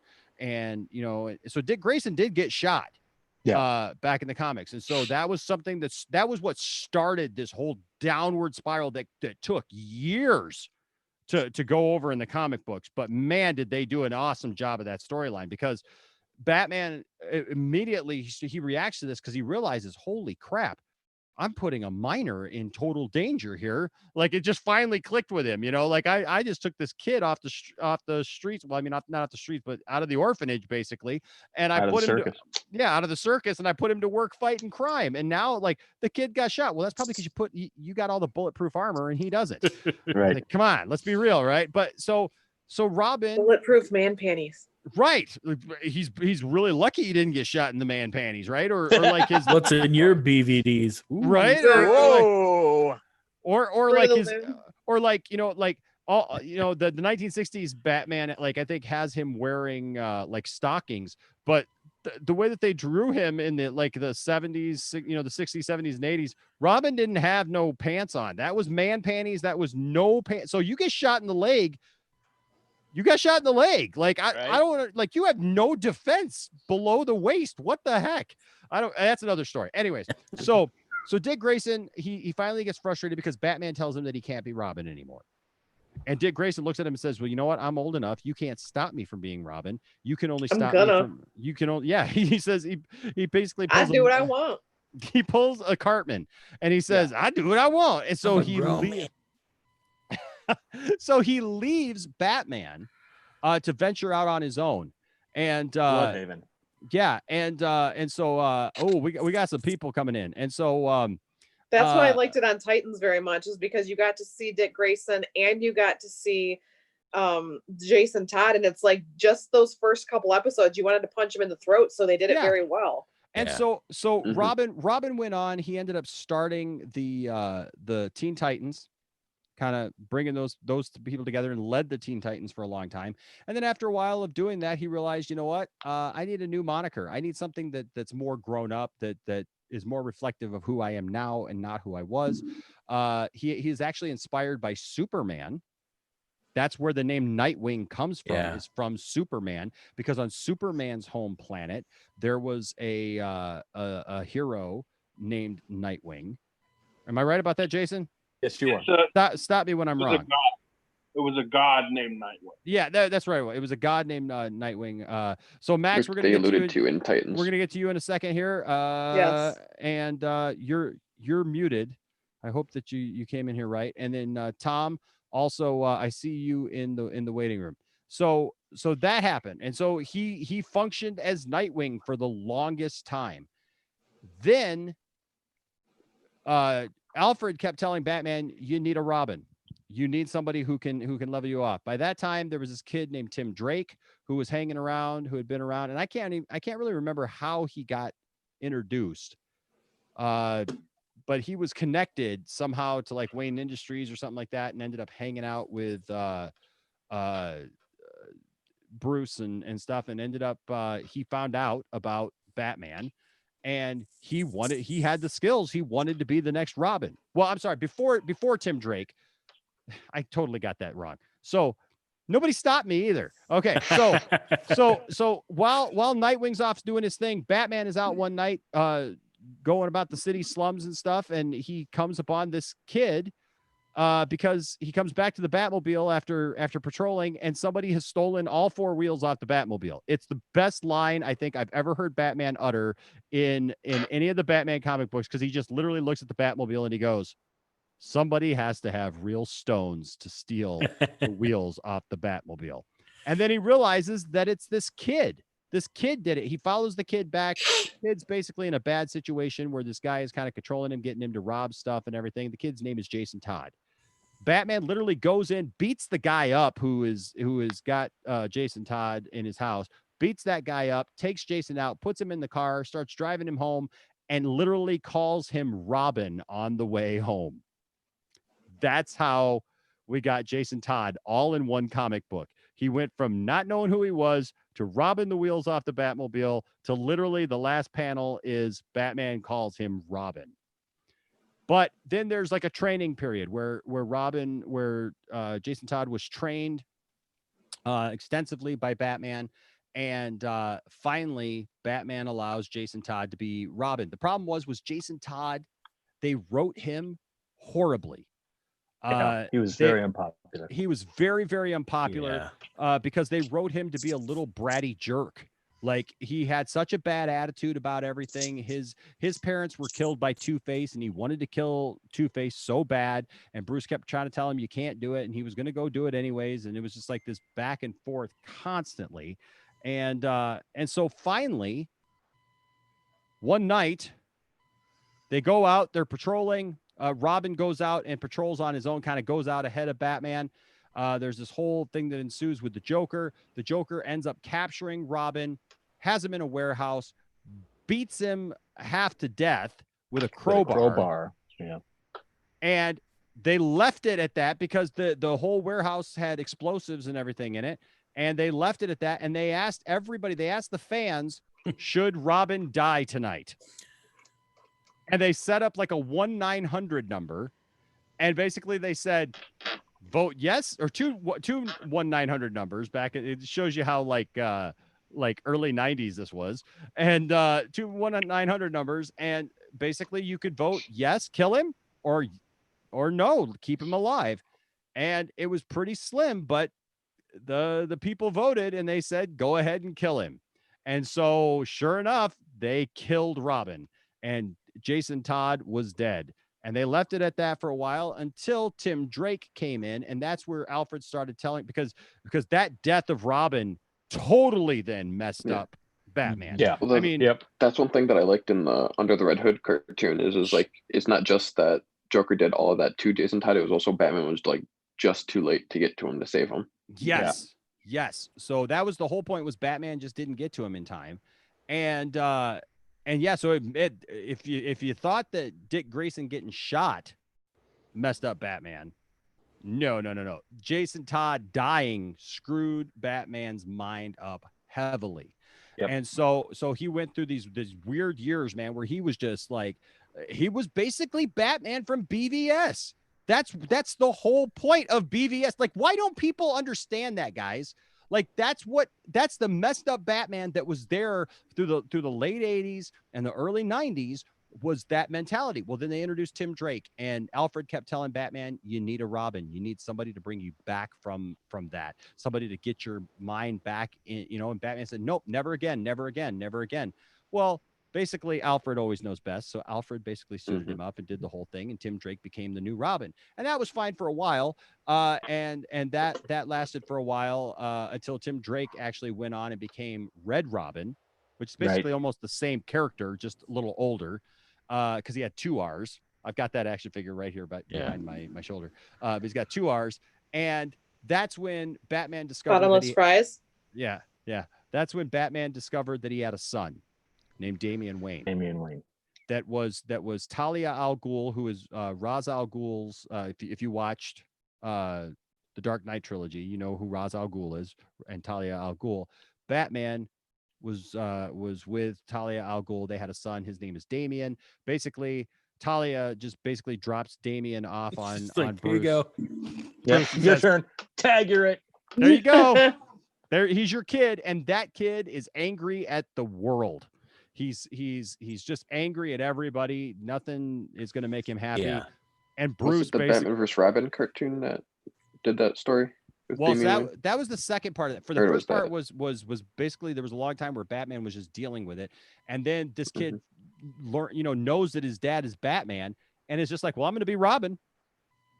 And Batman's like, no, you're not. And he's like, yeah, I am. Like, you can't stop me. I've been trained by the League of Assassins. Oh, right. That's it. Yeah. Yeah. He's like, I've been trained by the League of Assassins. You can't stop me. I have the skills, so I'm going to do this. And so, yeah. So that starts happening. And so then Batman finally brings him on, but it's a long upward battle. And that's where you get the cartoons and the comic books to Batman versus Robin. And then finally, Robin starts to come around, quite a bit as far as Damian Wayne. The problem is when all that happens, dun, dun, dun, like, what was it? Like 20, almost 30 years passed in the comics between that, like not comic years, but our real years passed about 30 years. Right. And so in that time, all of a sudden, I think they said in the comics, wasn't it like 21 years or something like that? Or was it, am I wrong on that Jason Todd was gone? Well, I don't know if it's 21 years. I think it was around maybe 15, 20 years. Okay. Yeah, I know it was something like that. Yeah. But so then, Harrison, what happens is all of a sudden this character shows up in Gotham named the Red Hood. And the Red Hood had always been something that's been in Batman lore forever. Different people have been the Red Hood. Joker was the Red Hood for a while. But the Red Hood shows up, and the Red Hood is basically knocking off bad guys, like vigilante style, but like not with Batman's code, but like basically killing people and everything, like shooting them and killing them, and basically calling out Batman for allowing Gotham to be overrun by these people, by these villains, these crazy villains for so long. And it basically comes down to it. The big reveal, dun, dun, dun. It was Jason Todd, because Jason Todd got dipped in the Lazarus pit by Ra's al Ghul, by them, and came back, and he comes back really angry at Batman because Batman went off and saved somebody else instead of saving him that night. And he took it personally. He says, you didn't care about me. You weren't there for me when I needed you. And, I don't know if I agree with that wholeheartedly. That was, you can kind of see it from that certain point of view, I guess, if Obi-Wan Kenobi was trying to tell that story. But, and so it's it's one of the best stories in comics. It really is. But the problem is if you kill Dick Grayson, you just eliminated a lot of possible great DCEU stories. And also possibly the Teen Titans. The possibility of seeing stuff like that, in the DCEU. So unless we just get a Teen Titans without Nightwing. Yeah, so that's your DC history lesson for tonight. Sorry about that. It took so long, but I think it is important to know, who these characters are, because it's easy just to go, well, no, I'm okay with not seeing this or not seeing that, but I am concerned about that. Let's see.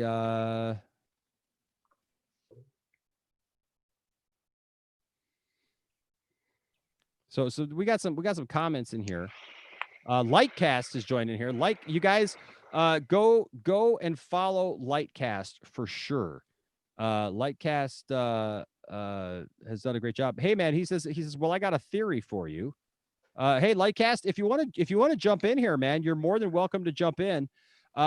He says, but Lightcast is a guy that we did an interview together. He's the one who interviewed me about all this other stuff that we've been talking about, and we talked a little bit about the Snyder Cut quite a bit, actually. And so he said John Blake is a pseudonym. Yes, that's right. So yeah. John Blake is a pseudonym, and then he says the mission was to say psychologically that anyone has the power to be Batman. It is more of a symbol that Bruce wanted to be since Batman Begins. And then I'm sure he says, Lightcast, I'm talking about the name that he uses, Robin, instead of Richard or Dick. And Lightcast says, well, I mean, that is the ideal, that someone as small as John Blake, which is a pseudonym in the Batman series, can be Batman, but he was an orphan whose real name is Robin. They were talking about the movie, which was a good nod. Yeah, which was a good thing. So, when do we get to see like one of my favorite Batman characters? This is going to go way off track. I apologize, but like Azrael is yeah. I mean, I think that would be, and I think there's definitely been more than one, but I think wasn't the first one like Valley? Was it John Paul Valley? Yeah, John Paul Valley. A French guy. Yeah, like never knew he was secretly trained to be an assassin. All of a sudden, right? It's like ooh. So yeah, I don't know. And he became Batman for quite a while, and a very vengeful, brutal Batman.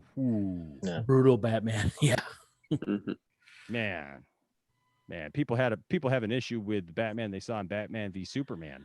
Holy cow. Because I think that whole Nightfall thing that was that after Jason Todd? Was that after that storyline? Oh yeah. That was all. That was when Bane broke. Broke the back. Yeah. So sorry. Talking about that, Jason Todd just got me thinking way back about that stuff. So yeah, no, I hear you, man. That was another great series. I mean, where Batman had to battle back, right? And that's the thing.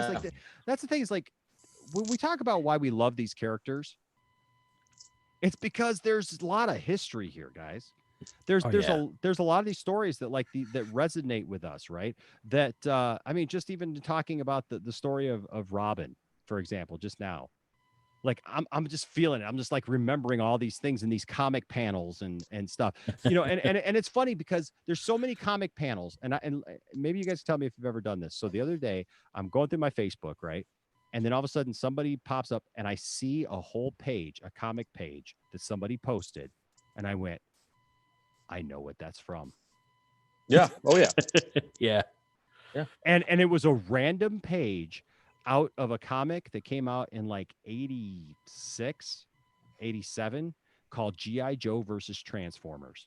And it was a huge crossover thing. I got all the issues of it. I still have all the issues of it. And it was one panel, and I just read that whole thing, and it brought back like the flood of memories came flooding back in, with having watched that. And I think that's the thing is when we see that, it's exciting. Yeah, but this trailer, that's what this trailer did for me. It brought back memories. It flooded in all the excitement that I had when I went to go see Man of Steel, Batman v Superman, and the excitement that I felt when I thought I was seeing Zack Snyder's Justice League. Yeah. Hey guys, I am so sorry that I mean we've had a few people try to come into the chat tonight, but we haven't been able to hear them because of the fact that they don't have their mics on correctly. So Next time. next time the option is always there. I know there are some here who we've done this and they get it right and it's great. And so that's what we wanted for tonight, was to be able to do that, but it didn't work out, unless somebody jumps here in the next minute. But I just like to go around and see, what's everybody's kind of as we bring this kind of to an end, what's everybody's kind of final thoughts on like where this is going, how we're gonna, what do you think we're gonna see, as far as drops here? Because I think we're gonna see a lot of drops, and I would tell everybody, pay a lot of attention to the little Comic Cons and stuff that you see coming up, because San Diego Comic Con got canceled. So pay attention to the Fandom, there's another one called Justice Con. Pay attention to those things, because anything is possible at this point. Caleb, what are your final thoughts on this topic? I just can't wait till next year. Yeah. I see that smile in Caleb's face. Look at that smile on Caleb's face, because he knows that the Justice League, Zack Snyder's Justice League, is coming. That's great. That's great. Harrison, what are your thoughts, man? We've talked a lot about Marvel and DC and the differences tonight, and we talked about obviously you just heard me ramble on about Robin for 10 minutes. So good. Yeah. So it's all back in there, Johnny. It's all it is. Yeah. There it is. Yeah. I pull out that card. Okay, that's what happened. But what do you think, Harrison? I think we can talk all day about what we can see, but I wanted to ask you guys just one more question for you guys. Will Steppenwolf look different? Yes. Yeah. Yes, he will. Yes, Yes. Absolutely. Because even just like Hopefully like less Caleb, cartoon.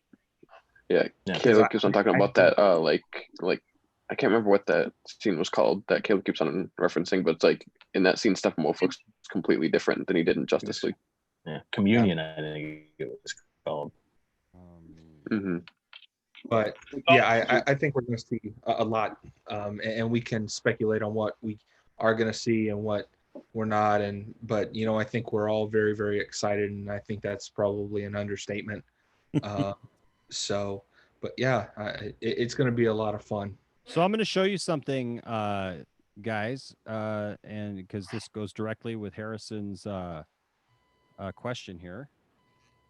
And so you can see exactly what Zack Snyder was actually thinking when it came to. Wow! I saw that. Mm-hmm. Yep. Much more intimidating. Look at that. Yeah. Mm-hmm. That's the concept art we're talking about here, guys. Yeah, I like the design way better. Yeah. Holy cow! Yeah. That's what we have to look forward to. That's so much more intimidating. That is just so much Than the cartoony version we got. Yeah. And just imagine Kieran Hines' voice coming out of that. Oh wow. Yeah. So there you go. I mean, That's amazing. My heart goes out to Jon Favreau. Like, my Justice League wasn't good enough. Oh, you mean Joss Whedon? Oh yeah, Joss Whedon. I'm sorry. Yeah, you know what? I get it, man. I get it, right? Because like Joss Whedon, he's done a lot of good things, but yeah, seriously, like this, how does Joss Whedon gonna feel? How does Joss Whedon feel right now? Yeah. Mm-hmm. I would bet he's all right with it, predominantly because he, WB was like, just do this. And he was like, all right, well, I'm just going to come in and do what you guys want because this is a weird situation.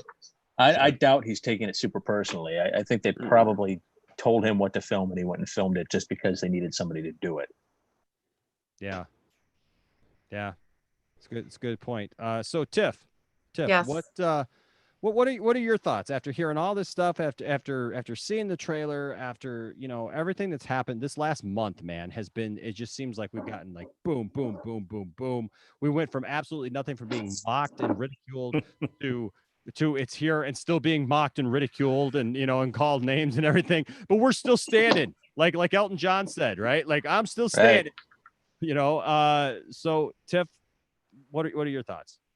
I think now, I mean, not to sound cheesy, but I think now it's our time to shine, kind of thing. I'm excited now. Seeing that concept art for Steppenwolf is just amazing. He looks like he's made out of a mother box, which, like, people could say all they want about Mustache Gate with Superman, but I think that Steppenwolf just didn't. He just didn't look intimidating. He looked cartoony. He looked bleh. I mean, compared to that, that is amazing. You put that and Darkseid in the same movie, and it's exciting to see where that's going to be, how that's going to be portrayed. I know that we've seen, I think it was, what was it? Deleted scenes where they were supposed to show Darkseid given the mother box to. That was Steppenwolf at the end. Oh, that was Steppenwolf. Yeah. And okay. they ended up putting that scene into the Ultimate Edition of Batman v Superman, because it's at the end and it's like that Kryptonian kind of weird. It's the last scene you see of Lex before he gets thrown in prison. Yeah. Okay. He's in the goo. Yep. Yeah. So I'm with Caleb. I'm excited. I can't wait to see it. I wish it was sooner than it was, but I also want to have him take the time to, make it perfect, make the movie that he wanted. So to see his version, like I said, it's not going to take away from the version that we have, but I already can tell from the 30 seconds we've seen, I cannot wait to see 4 hours of this. Oh yeah, me too. So I'm elated. I'm ecstatic. What do you guys now, see, you mentioned like that he didn't look intimidating. I always thought that he looked and sounded like a less intimidating who's Liam Neeson. Well, when we first saw it, my son thought it was Ares from Wonder Woman. Oh, really? Okay. I mean, and I haven't. I'd have to go back. I don't know how similar they are, but he also attacked the Themyscira first out of all the places. Yeah, it's just I'm like, no, this is different. This is a different guy. Yeah. Honestly, I thought when I saw Steppenwolf, I was like, how are the Amazons not able to take this guy down in about half a second? He just didn't look intimidating. I felt like the Amazon should have just been like, well, it's all right, guys, we got this. Like, he didn't give off that menacing vibe that he should have had. Yeah. Yeah, well, like if that design Steppenwolf did what he did at Themyscira, like I feel like just even like the tone of that scene would have just felt different. Oh yeah. Yeah, oh yeah, absolutely. There's something to be said about the look of menace. I mean, it's just changes the tone. Enosh grabs some toys. Should we be concerned? There you go. No, so I can understand actually, Johnny, how your son would think that, because here you've got Ares, right? And you look at that color tone and whatnot. And is he holding a lightsaber? No, it's his flaming sword or whatever. So it's you the got fire that sword or whatever. Yeah, so you got that. Oh, Harrison's back. Oh, there he is. All right, so you got that. He went to the dark side there for a second, and now he's come back. Okay, so that's that. But then look at Steppenwolf. Yeah. Right, and I understand that those are the toys, but that's the exact same color scheme. They looked very similar on screen, to be quite honest with you, except for the face. Like you get that face, and you can tell that that's that face, and his face was more shrouded, right? More goat-like. Yeah, but the thing is that the animation was very similar. Their lower body was very similar, as far as like the legs and stuff. And actually, I thought even who was the character at the end of Suicide Squad? I can never remember the name. Yes, the actual name. The actual name of what's that? Diablo? No. Enchantress's brother. Enchantress's brother. Yeah. So they never made a figure of him, but basically he was like the golden version of that. Yeah. All that animation looked the same. And it's ironic because you know what? That character's not even supposed to be in Suicide Squad. Nope. It's Yeah, it was supposed to be Steppenwolf. Yeah. And it's supposed to be the mother boxes that Enchantress is tapping into. So, you know, I don't know. It's just I get that. I understand like when your kid says that, Johnny, that's something, you know, kids pick up on stuff, right? Rational. Yeah, it's rational. It's Oh very yeah. it's very rational. So I get it for sure. So I want to talk to you about a little bit of news that came out the same day as the trailer. Yeah. So what are your thoughts on the Spotify deal that DC made to make original audio stories? That's weird. I don't know. To me, that seems really weird. Do you guys know what he's talking about? Yeah, No. it's like, No. yeah, it's weird. Okay, so basically Spotify, we all know Spotify. A lot of people use Spotify. Spotify, you can find my band Waking Vegas on Spotify by just simply looking up Waking Vegas. But there's my little commercial. Shameless plug. It's my Right. channel. It's my channel. I can do whatever I want to do. But no, so a lot of people use Spotify, and apparently DC has made this deal with Spotify to put out like almost like these radio dramas. Right. Like the old Superman radio serials. Yeah, which I'm not saying it's bad. When I say it's weird, I'm not saying it's bad. I'm just saying Like audiobooks for the comics. Well, I think it's going to be similar to what Marvel did with that the Wolverine podcast type deal that they had. Oh, okay. okay, I'm not aware of that. So I don't Like know what that some is. serialized, you know, audio stories and all that. So Okay. I mean, it may be all right. Both available on Spotify, the Wolverine one and the one about Fantastic Four. Yeah. It's definitely interesting. You know, We'll see how it goes. I hope that they're good quality. You know, I mean, if it's good stories, hey, I'd listen to them while driving down the road. You know, while working out, whatever. You know, good content is good content, and I like old time radio stuff, man. I used to listen to talk radio and radio, you know, drama stuff. I mean, I think that stuff's cool. So, you know, I think it'd be cool to have. Isaac, what are your final thoughts regarding the trailer and where you see things going and how you see things dropping here in the near future? I'm still definitely gonna be excited for the movie, like when it releases. But like, I'm still like sticking to like, I hope that like if we do get Zack Snyder's 3-part like story for the Justice League, as I hope they don't just like kill Darkseid at the end of that. Yeah. It's like I hope like he still is like a threat that stays out there, because it's like if you defeat Darkseid without having the full Justice League, it's like, well then Brainiac will be easy. The Justice League will be easy. Right. It's like, well then you don't have that big fight that feels like you've won. Do you notice? Do you notice like in I don't think there's any storyline where the Justice League actually kills and defeats Darkseid. Darkseid usually retreats. Well, he's that Apocalypse. He's kind of an extra dimensional character anyway, so you know it's Yeah. hard to beat him. So I think he'll perma threat. Yeah, he's always out there. He's and I'm always also looming. looking. Yeah, and I'm also looking forward to like how the Steppenwolf fight is going to be different. Because I was watching a video last night because it showed up on my recommended on YouTube, and like just by the title of it, like it got me right away, because it was like what Marvel did right with the movies and what DC didn't. I was like, damn it, these aren't just crap on the DC movies. But it actually wasn't like that. As he was talking about, he's like, I want to compare these two movies because they're not similar at all. It's just like something that he noticed in watching them. It's like in Endgame, you have Captain Marvel just comes in, destroys Thanos' ship, and everyone's like, well, why doesn't she just snap? Like if she'll survive it. But it's like that wouldn't have had like that same satisfying ending like that than what we have gotten. Because it's like, well, you just have this overpowered character come in, snap, everything's fixed. The original Avengers are still alive. Rather than what we got. And then he talked about in Justice League how it's like Superman's dead pretty much almost the whole movie.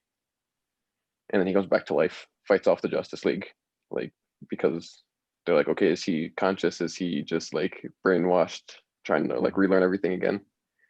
And then you have that fight with Steppenwolf, and it's like Batman doesn't know what else to do. Cyborg pretty much almost got ripped in half. Aquaman and Deanna don't know like what else to do, and then Superman just comes in and like defeats Steppenwolf in 4 minutes. Yeah. And that was like kind of like one problem I had with Justice League is it was like, Oh yeah, you said Superman come in, it's just he just comes in and single-handedly defeats Steppenwolf, and it's like it already sounds like this scene's gonna be different in Zack Snyder's, because it sounds like at the end Wonder Woman's gonna cut off Steppenwolf's head, so it's kind of like you need like all of them to work together to defeat him. Yeah. And that's one thing I'm kind of looking forward to. Isaac, I'll say that as a Superman fan, I kind of go both ways on that story, because there's a part of me that goes, you know what? I like seeing Superman overpower the entire Justice League and tell them basically, This guy's still bothering you. You see that S? That stands for super, baby. Don't Right? forget it, right? Even if I'm not wearing it, and I'm bare chested, that hairy chest, that stands for super, baby. All right. So you just remember. You have a shaved S under there? Yeah. He was rubbing that really intensely there. Yeah. That was Deanna, you better just watch it right now. You can put those bracelets together all you want, but I'm coming at you. And and then at the end, when he comes in and he's just like, "Hey, is this guy bothering you?" I mean, I'll admit, it's like it was cool, but it was like, I know. Yeah. I know. I get it. You want to see everybody work together, and you want to see everybody succeed. And like in the first Avengers movie, it was like, okay, Hawkeye, you go after this, Thor, you go after this, Hulk, distract them. Yeah, but I will say this, I go Isaac, do this. I will say this, Isaac, though. This is where Justice League, though, differs from the Avengers, right? Yeah. Because some of the Avengers don't have the same capabilities, the skill sets that or the same, I don't know, how do I want to put this? I mean, like, you've got you got Hawkeye, who's a regular guy, right? But Hawkeye's out there, I don't know if his arrows are just like rematerializing. I don't know, but he goes on for, Maybe he has a full quiver. Yeah, but still yet, holy cow, right? I mean, come on. How long can you be shooting arrows everywhere and to do something? That's always been a thing with me with Hawkeye and Green Arrow, but we'll see. But the thing is, you got that, right? So, but you look at the Justice League and you got the Flash, right? Who can move it at super speed.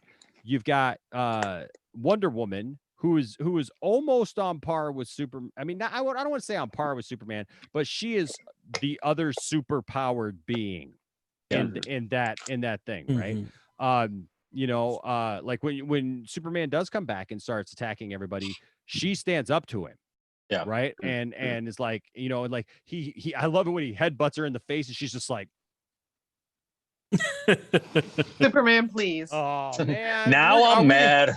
Are we gonna have to? I was trying to be nice, but obviously we're gonna have to do this, right? Well, what she says, please don't make me do this. Like, don't make me beat your butt, please. Yeah, but then Clark goes boom and puts it right into the ground, right? And so I don't know, but there's that, and then there's Batman, who it's interesting because Batman's the human one. He's got armor, but utility belt. But his brain is where they need him, right? Mm-hmm. So a lot of what Justice League is, as opposed to, and Aquaman obviously is much better represented by Jason Momoa's Aquaman as being usable in a fight, right? Not just talking to fish. And so the thing is, though, is that when you look at that compared to the Avengers are all a bunch of people who have all these little subsets and can run off and do their own little things, right? I feel that the Justice League works better when they're all there together. Yeah. Mm-hmm. Right. Collaborating. When they're all collaborating and fighting together like that. Like, I don't see that, like, you can tell like the Justice League so much of you go here, you go do that, you go do this. It's like they almost need each other. But then Superman is that one anomaly. Because Superman, yes, that is when I will say, yes, Superman is way overpowered than everybody else. Because Superman comes in and Superman can do things that nobody else can do. I mean, the guy can move planets. The guy can crush planets. The guy can, move it to super speeds. And when the Flash is running around him, he's like, who's that? Like, who's this guy running? And, and tripping up the Flash. Mm-hmm. So there's a lot in play there. But you bring up a really good point, though. You definitely bring up a really good point about that. Like, how is that going to work, right? And I do want to see them work better together for sure. Yeah. Because I think Because like they're working together the whole time, fighting off parademons, trying to get to Steppenwolf, and then it's like they get to Steppenwolf, pretty much get their butts handed to, and then Superman just comes in and like, oh yeah, he's done now. Yeah, because I don't see that so much. I mean, I think that they can hold their own a little bit better against Steppenwolf, because if they can't hold their own a little bit better than that against Steppenwolf, Darkseid is not even. Well, yeah, what hope? Yeah, what hope do they have against no Darkseid? Yeah, I mean, and maybe that's the point. I don't know, but there's still that. Johnny, we're gonna go to you for your closing thoughts on all the events of the day.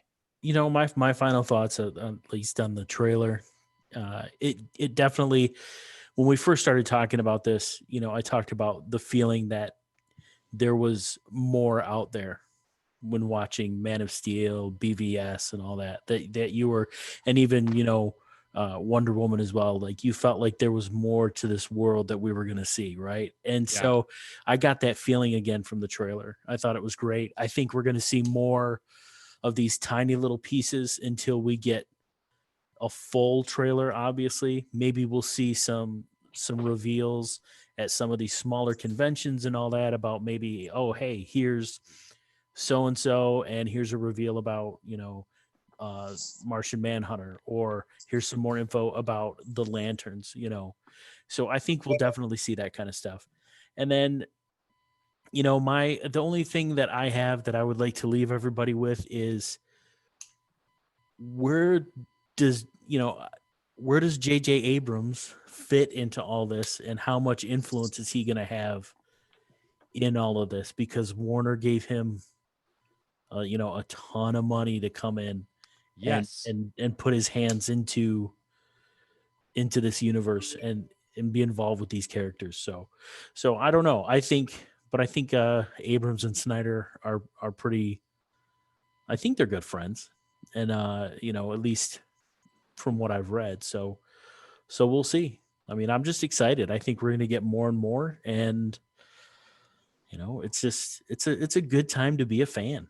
Yeah. Well, I think that J.J. Abrams can he can work on his own stuff, right? Yeah. I think, and I'll be honest with you guys, everybody in the chat, everybody everywhere, I think that this is the point, is that by the time this is all said and done, you're going to have multiple universes. We're going to have a multi-verse, if you will, of live action DC properties. Right. So you're going to have Robert Pattinson. And I believe, I go on record as saying this, I believe Henry Cavill is coming back. He's going to play a much bigger role than just cameos. I don't think it's just going to be cameos. I think he's definitely going to get his own movie at some point. But they can only announce so many things at a time, guys. Yeah. Okay. Yeah. Like all these, because if you announce everything at once, it's just gonna like big this hype's there, and then nobody's gonna talk about it until it happens. Exactly. So you can't really do that. But so that's coming back, and Ben Affleck is coming back. Ben is coming back, guys. Like I can almost guarantee it. I like when you look at him and you see what he looks like now. When we showed the picture earlier and stuff, I mean, this guy is just a little buff. He's a little bit, like the guy's working towards something. And I think that by the time all this stuff, I think by the time all this stuff starts to really come to fruition, we're going to go, oh, I see what that was now. I see what's going on now. Okay, this makes a lot more sense. But all the naysayers are going to keep on until that happens and say, there's no way, it's not happening. These people aren't coming back. They don't want to do it. They hate the roles. And that couldn't be further from the truth. Ben Affleck loves Batman. He is an absolute Batman fanatic. And he wanted to play Batman. He wanted to get that. And so HBO Max offers up that opportunity. And the thing is that Zack Snyder can continue his thing. He's still a producer on all these other movies, guys. All these people who act like Zack Snyder is out. He's still a producer on Wonder Woman. He's still a producer on Shazam. He's still a producer on Aquaman. He's like he helped create this universe. He cast these people in these roles, for goodness sake, right? So the thing is that, don't count the man out. But that being said, J.J. Abrams can possibly direct something else. A different version. I mean, you got Matt Reeves directing a Batman movie, so obviously there's room for different things. So I think you're definitely right, Johnny. There's definitely room for all of it, right? But like Lightcast just said, one thing at a time. He says Zack Snyder's Justice League will change people's perspectives on the world of DCEU. Yes. And I absolutely agree. Guys, go subscribe to Lightcast. Lightcast, I'll tell you what, this guy, I thoroughly enjoyed my time with Matt yesterday. It was a great conversation, and he definitely deserves the support. Jason. All right, I'll make this quick because I'm about to have to be on baby duty. All right. So I think just those 30 seconds changed everything about Justice League. From being able to say officially Darkseid's going to be there and bringing in the idea of the people from Apocalypse and maybe beyond just Steppenwolf. We all know there are other folks on Apocalypse that are pretty tough. I'm thinking Calabac. I'm thinking, Granny Goodness. I'm thinking the Furies, things like that. So it'd be great to see all that introduced as well, especially since we know we're getting a New Gods movie. It'd be a fun way to introduce some of those characters, so when that movie comes out, people aren't going into it completely, Yeah. You may not know who Highfather is, but at least you'll know who Calabac or Granny Goodness is. So I think that it's laying the groundwork for a lot of fantastic stuff, and I can't wait to see. I was so excited by that 30 seconds of Diana just understanding the danger that is now coming, and it was just, I'm really excited. Yeah, well, there's exciting things coming.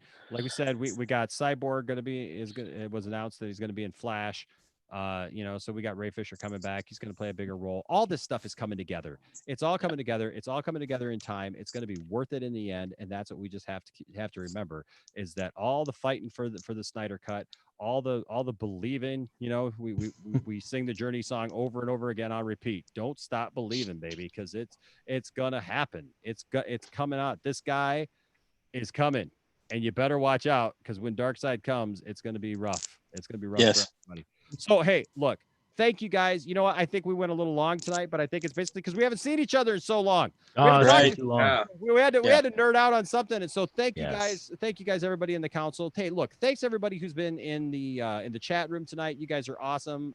Just reading some of you guys' comments and stuff as we've gone along here, and really appreciate you. Thank you to Caleb, who had some internet issues there for a second, and so he had to drop out, and that's fine. But also, thank you to everybody who tried to get in the stream or in the Zoom meeting here. We wanted to hear your takes, and we wanted to hear your thoughts. Hopefully next month will be better, because it'll be StreamYard, and all you have to do is make an account, and then you're in. I know it's a little wonky for some people to get into the Zoom meeting, because you have to pick the right audio, and otherwise we can see you, but we can't hear you. And so we want to hear you for sure. So I'll make sure that the next time we do that, I'll post those instructions over and over and over again in the room. All right. But hey, guys, you're awesome. I appreciate each and every one of your inputs. You guys do a great job. I think I was actually somebody commented, when I was talking with Lightcast yesterday, I will say this. He mentioned to me that he was impressed with the fact that, like, we don't have any insider knowledge. We don't know anybody. We're not connected with people. I mean, I almost met, Henry Cavill, but that doesn't count, right? But we also don't act like Mike Zero and act like we know everything either. Exactly. Well, the great thing about that, Tiffany, was Lightcast Matt had no idea who Mike Zero was. What a wonderful world to live in. What a wonderful world to live in, where you have no idea who Mike Zero is, right? Wow. Yeah. So the thing is, it just goes to show you what a bubble the YouTube community is, right? Like, when we know stuff that other people don't know, we think everybody knows about it. But the reality is like Cass said, that he was very impressed that, like, we get it, because we're talking about stuff that is happening behind the scenes, because we watch this stuff. We see how we don't even need insider knowledge, because we're not trying to make up stuff. We don't have an agenda trying to say that, no, this can't happen or that can't happen. And look, you know what? I have taken a full desire, and you guys know this about me in the last couple of weeks, and you guys have seen this in the last few weeks, that like I'm going after these people now. I'm done. I'm done being attacked about being a nerd, about being, you know, a DC fan and stuff, and listening to people like Jody's Corner and Andy Signor and Collider and all these idiots go on and on and on and on and on and on, say these negative things and attack the fans and attack the fandom and stuff. And I'm taking it to them. And you know what? I still got a video to make because Jody's Corner did a whole like 5-hour live stream last night, and the first half hour they just attacked DC, saying, you know, Harley Quinn's got to go, Margot Robbie's got to go, everybody's got to go. Literally manipulated.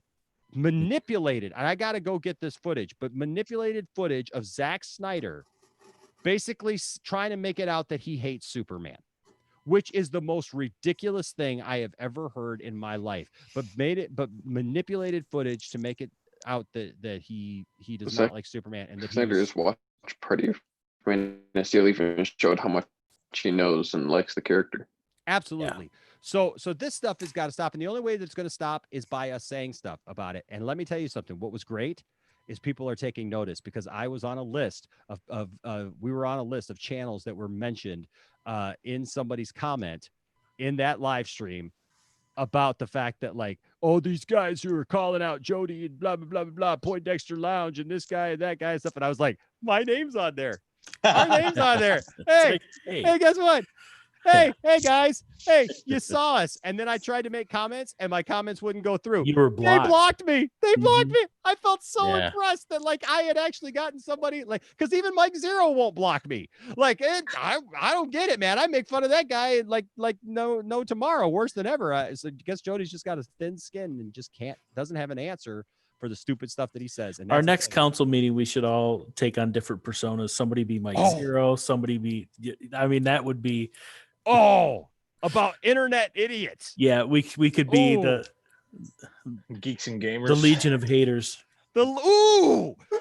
I smell a new idea for another council. But until then, folks, this council has attacked this idea and this thought tonight. And I hope that you've enjoyed this time with us tonight. I hope that you've enjoyed the minds that have been brought to you, because I have scoured the galaxy for the best minds that I could find that of people I knew. And so we're inviting other people. Like I said, there's other people who want to come and join the council. And so if you might be interested in joining the council, I'd love to hear from you. Message me and we'll see about if we can get you on sometime. But this core group, I love you guys. You guys are fantastic. And you guys do an awesome job. And kudos to you guys for not being industry insiders, yet getting it. You understand the stuff that we're talking about. And that's what's most important, because I don't care about how many. I want subscribers. I want all the subscribers I can. If you're new to the channel, please subscribe to the channel. Please, come on, show some love. Share this video. Give us a thumbs up so we know that you're enjoying this content and that you want to see more of this kind of stuff and this interaction and stuff. So definitely do that. But you know what the thing is like some of these guys got 100,000 subscribers and they're not doing anything. They're not showing anybody anything. And I don't know why they have that many, but you know what? We got to stand up for what we know is right. We got to stand up for what is truth, right? And what is right. And that's what we're trying to do. We're trying to raise a banner here for all nerds. And that's why we're partnering with other channels who are doing the exact same thing, like Lightcast. Go subscribe to Lightcast because it's awesome. All right, guys. Until next time, this session of the Poindexter Council has been brought to an end. I look forward to the next one, whatever that entails, and hopefully it won't take as long as this last time did. We can get together on a schedule. But I like that idea. The council of internet villains. All right, guys. Until next time, I'm Enosh, aka Enosh Fett, along with the lovely Tiptastic and Johnny. Thank you, Harrison. Bye. Isaac One Kenobi. Thank you. And Jason on baby duty. Take care, everyone. All right, guys. And Caleb, who fell off the end of the earth. All right, guys. Until next time. Bye-bye. Bye. Bye.